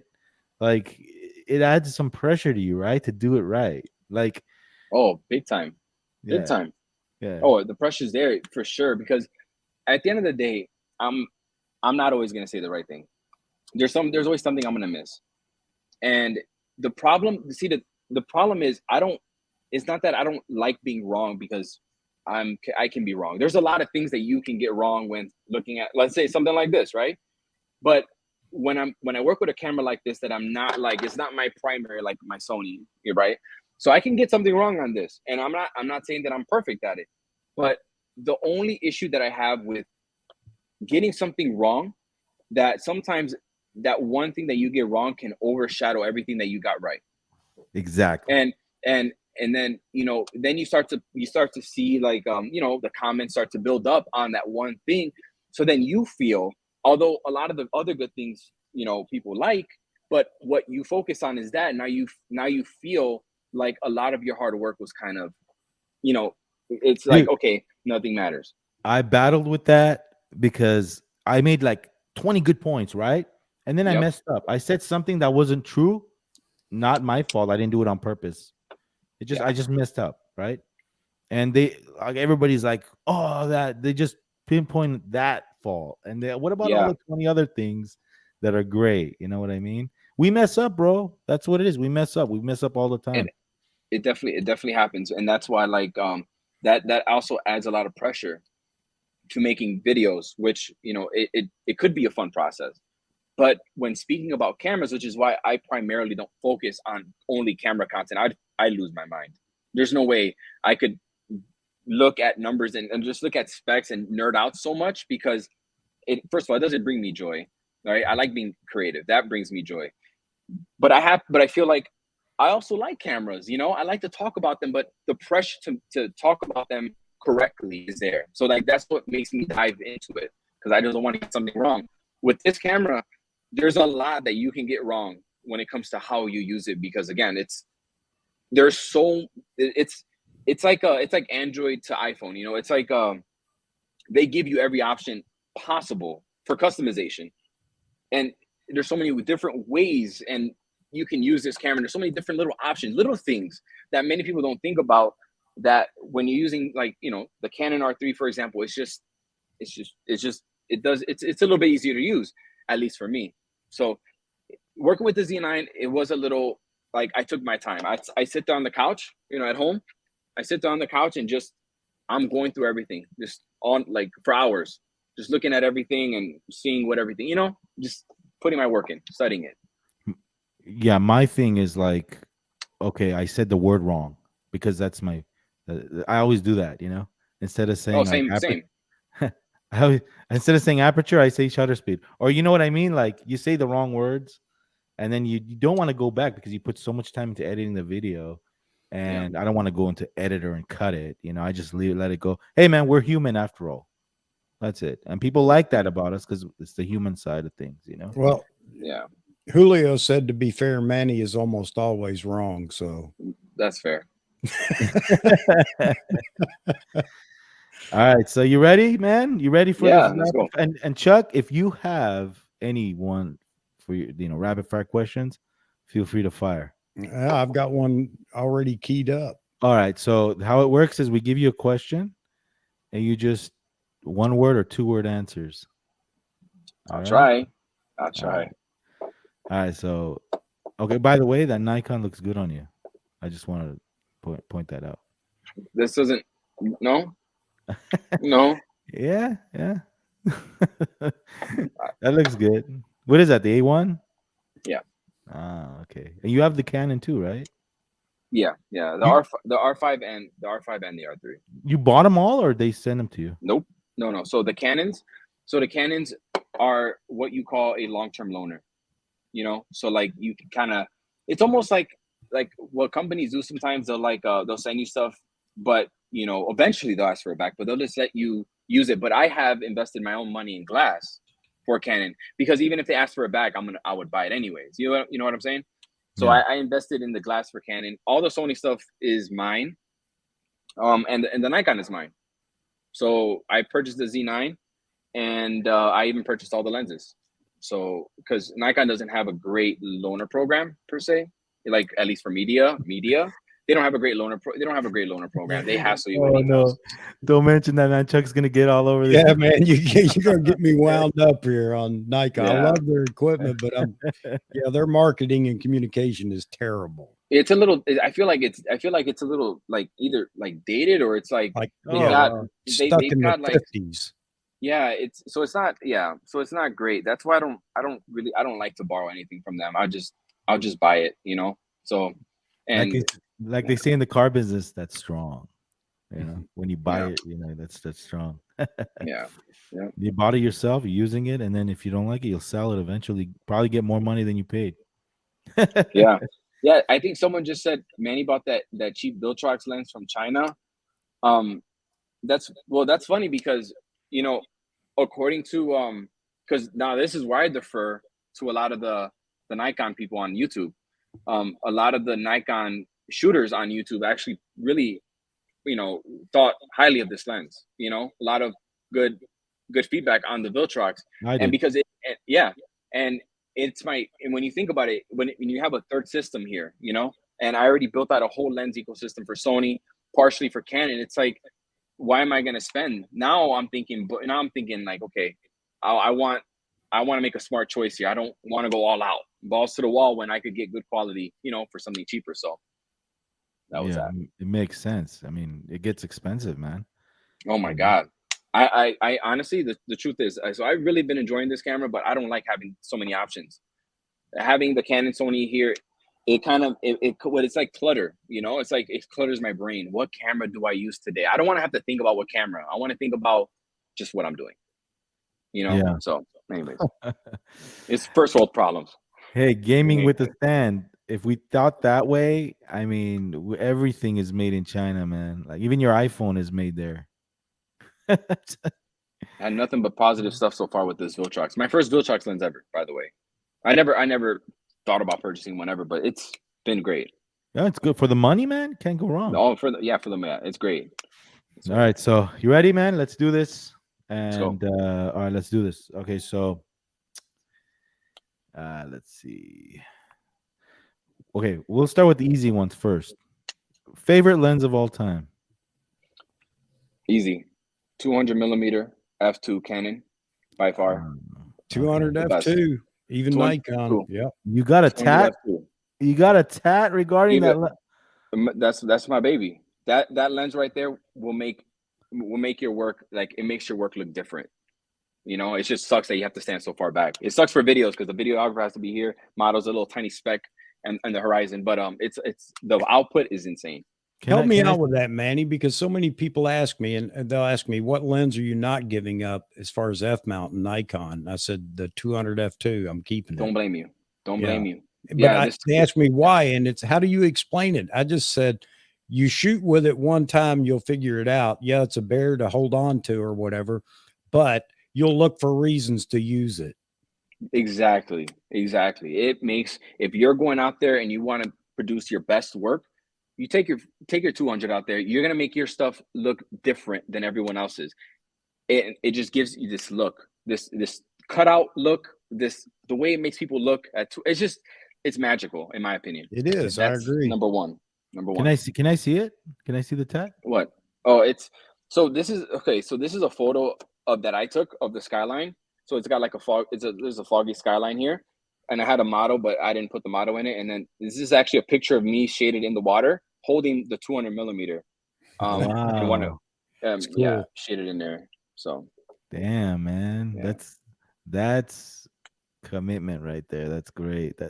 I have a 200 f2 Nikon, and that lens is great. Doesn't Canon also make the 1.8, or is that an older lens? Yeah, but there's no support for that for the 1.8, right? You know, there's no support for it. Plus, there's no support for it. So, I mean, at that point, I don't know. I want the newer one, and I love I know. You're modern. Yeah, I know what you're saying. Yeah. Okay, so next question. You're one choice, man. Sony A1, Canon R3, Nikon Z9. You're going to a desert island. You know, you need to get one lens, one camera. Which camera would you pick? Desert island? I mean, yeah, like just one. You need one camera. So if I'm not dealing with it rain, so desert. Okay, so basically I'm going on vacation or somewhere really nice to do something epic, right?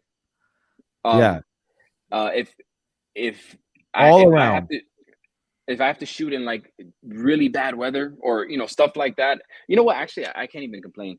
I've shot in shit weather with all these cameras, with at least all the Sonys. I'm gonna pick my Sony. I'm gonna pick the A1. Mm-hmm. Fair enough. I'm gonna pick the A1 for many reasons that I've already talked about. So if I'm packing up my bag, smaller camera, I can pack it up really nice and small, right?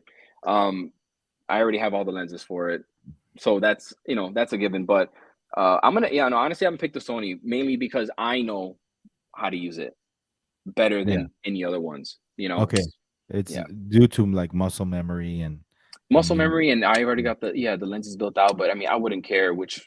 I'd take either one of them. Yeah. If you were doing something else other than this, what you're doing now, what would you do? That's a great question. I feel like I'm a hustler now. I feel like I can adapt now, and I know how to make money now. But I'd probably be. I don't know. I feel like I'd probably be back in law enforcement. To be honest, okay. Good on you, because I feel like I can. I don't know. I feel like I've gotten my ADHD under control. I feel like that was kind of hindered me a little bit with remembering things, but now I feel like I can do better in that field if I did. But then I'm the kind of person that needs a side hustle, so I would definitely be making money on the side, doing real estate, doing something. But yeah, we have a fellow YouTuber or friend. I don't know if you've seen his stuff. Very creative guy. His name is Chris Stublu, and he's in law enforcement. Yeah. and he had to stop YouTube for a while. What's his name? Well, he doesn't have any more videos on. Chris Okay. Stu Blue. Okay. And shout out to you, Stu Blue. I know you said you'll be watching. He's a full-time in law enforcement, and Yeah. he had to just stop YouTube for a while. But I think he's making a comeback. Check out his stuff; it's really cool. So Yeah. so all right. If you weren't like, what's your favorite type of photography? Like, is it portraits? Is it events? What gets you excited? That is no events. No. I mean, it's for sure portraits, right? It's for sure. But my taste in portraits has changed over the years. I like like what Lindsay Adler does. Yes. Lindsay Adler is like a magician. The fact that she's a woman too and be that technical and that creative, my gosh, she's like can do it all as well. Like in terms of, at least she's someone I look up to. I like the high end. I like a photo when you look at it, you're like, how the hell did they do that? You know, but not digital art. I'm talking like getting it out in camera, basically being just a wizard with lights, making something just look. I don't know. It's hard to explain, but portraits. Let's just keep it that. It's a rapid round. Portrait. All right. Let's make this fun for the last questions. One word. All right. One word. All right. Ferrari or Corvette?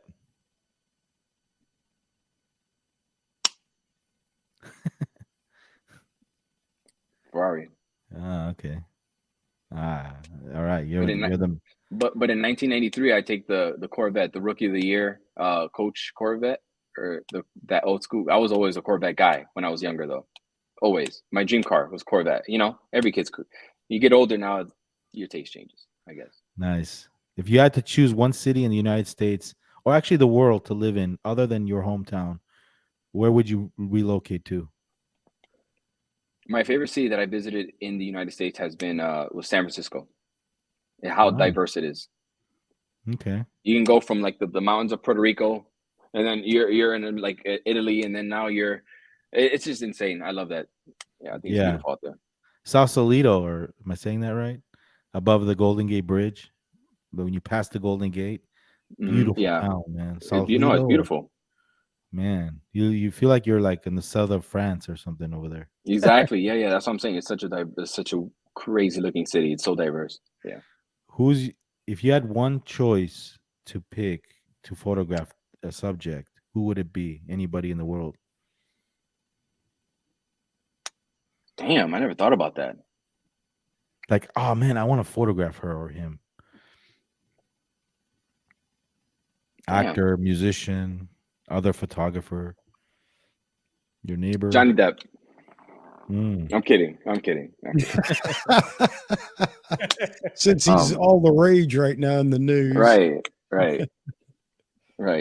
I'm surprised Julio didn't say him.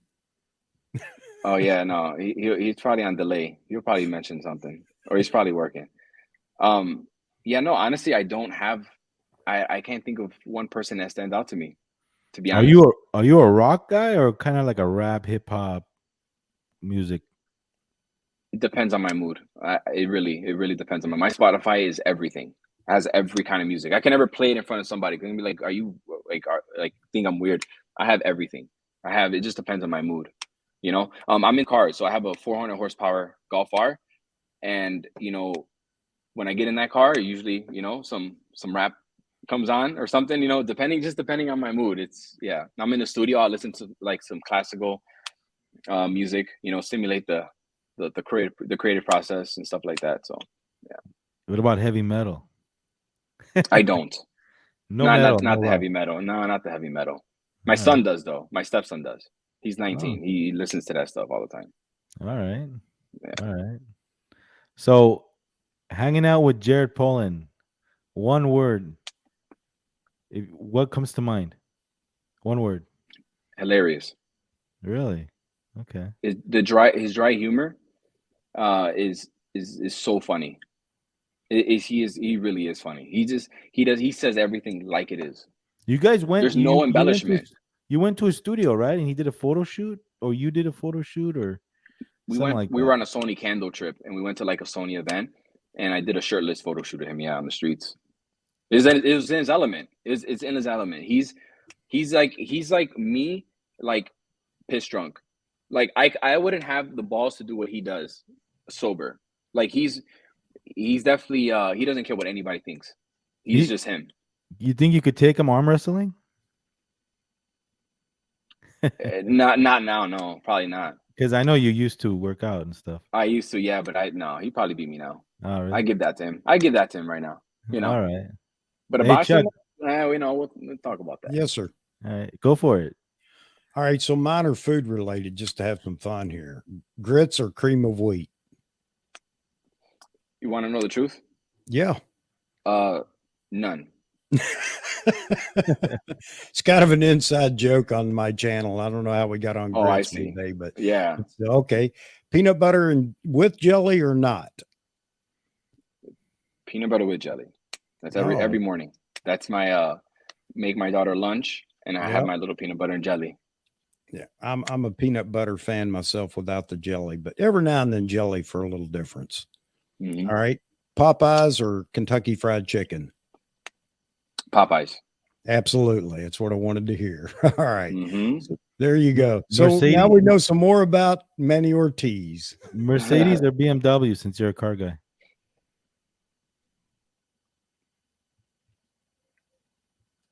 Oops. Can you hear him? We can't hear you, Manny. Your mute button's on. Oh, I think he lost his No, it says mute. Your mute button's on. I think he lost his Oh, I thing. lost his ear pod. Okay, can you hear me? There Oh, you go. yeah. Yep. Even better now. Yeah. Sounds You're great. crystal clear. Can you hear me? Yeah, Yes, sir. we hear you. Audio. Yo, can you hear me? Yes, sir. You can hear me? Yep. Yeah, but Yep. I can't hear you now. You can't hear us now. Yeah. Oh, your audio is Wait, my AirPod I think died out. That's why. One second, Yeah. hold on. Yeah. I'm gonna go to settings here, audio. Go to MacBook Pro or AirPods. I think you need to switch. Yeah, I got you. Okay. So you're a car guy, Mercedes or BMW? Car. Okay, so I feel like BMWs are like what the typical status car, but I feel like it's boring. You know, unless you got the higher end, you know, the M3, M4, M2. It's a little bit more fun, but again, it's still kind of like the boring status car that everyone has. I like what Mercedes doing with their the higher end the CLA. I believe they're the CLA or whatever it is. The higher end one looked pretty sick and they sound I- good, so CLS. Yeah. I see you with a G-Wagon, bro. no way. Yeah. I'm low. I'm on the floor. My car has an air ride, so my car's. I sit right on the. I'm still like that's what keeps me young, honestly. All those freaking bumps. My car sits all the way on the floor. Wow. I grew up when I went to high school. Like I said, Montebello, East LA. There were low riders, man, with switches and Yeah. crazy shit. Yeah, I got the air ride for the city because on a low car you completely trash your car on you know on speed bumps or whatever. So I have air ride. I just raise my car a little bit, get over speed bumps. But yeah. I've always been like this since I was like a teenager. I like my That's cars cool. real low. Yeah. That's cool. I got You another. drink? Oh, Go go for ahead. it, Chuck. Sorry. I was just going to say, I got another question for you. You realize you've been on for 2 hours now? No, I did not. I did not realize that. Well, that's how much fun we have here, man. And I'm glad that you stayed beyond the hour. So, Yeah, we want to thank you, man. And just one last question for you. What is your all-time, like, if you were to pick, I know it's a tough question, but if you were just to pick one lens to take with you with that Sony, Yep. which lens would you take with you as an all-around lens? They tell you, okay, you can't have any other lens, bro, for a year. Yeah. This is a challenge. You were Yeah. challenging to have one camera, one lens for a year. Which one would it be? You know, based on what I do, I I like doing a lot of urban portraiture, right? I like doing a lot of studio stuff.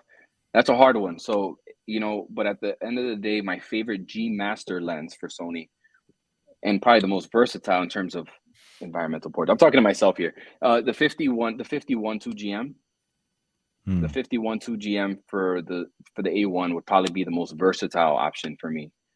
But Nice. yeah, but if I was, you know, yeah, but I was only in the studio for a year, I'd probably pick the 85-14, the Sigma, the new one. That's cool.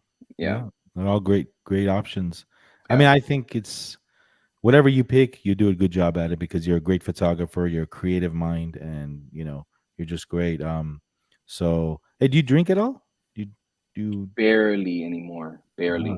I okay. think during the pandemic is when I probably started drinking more than usual. You know, I'm definitely a social drinker, but I think during the pandemic, it's like, what else am I gonna do? Just hang out, I play video games. I'm a big gamer as well.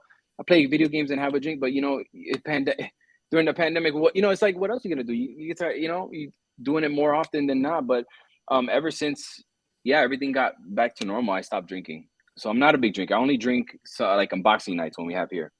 You know, I'll drink a couple beers here. That's it. Cool, man. Well, this was a lot of fun, Manny. Thanks for having me, man. I'll be honest, my perception towards you changed a little bit, and you're more of a human being, a real person. For sure. And I mean, this was a special treat for me, and I want to thank you for being here, man. So no, thanks for having me, man. I hope I didn't put anybody to sleep in there, because nah, man. Again, I don't have a crazy wild life, so. Nah, you did good, man. Absolutely. Appreciate it. You're a humble guy, and that came out in the conversation. I think a lot of people respect you for that. And again, this just opens the door to know who Manny Ortiz is a little bit more. And I think everybody's happy with what they heard. And you're a stand-up guy. You came in, you talked, you answered questions. I think it's fantastic, Manny. You're welcome on the show anytime, on my show, and I'm sure Vahagan's.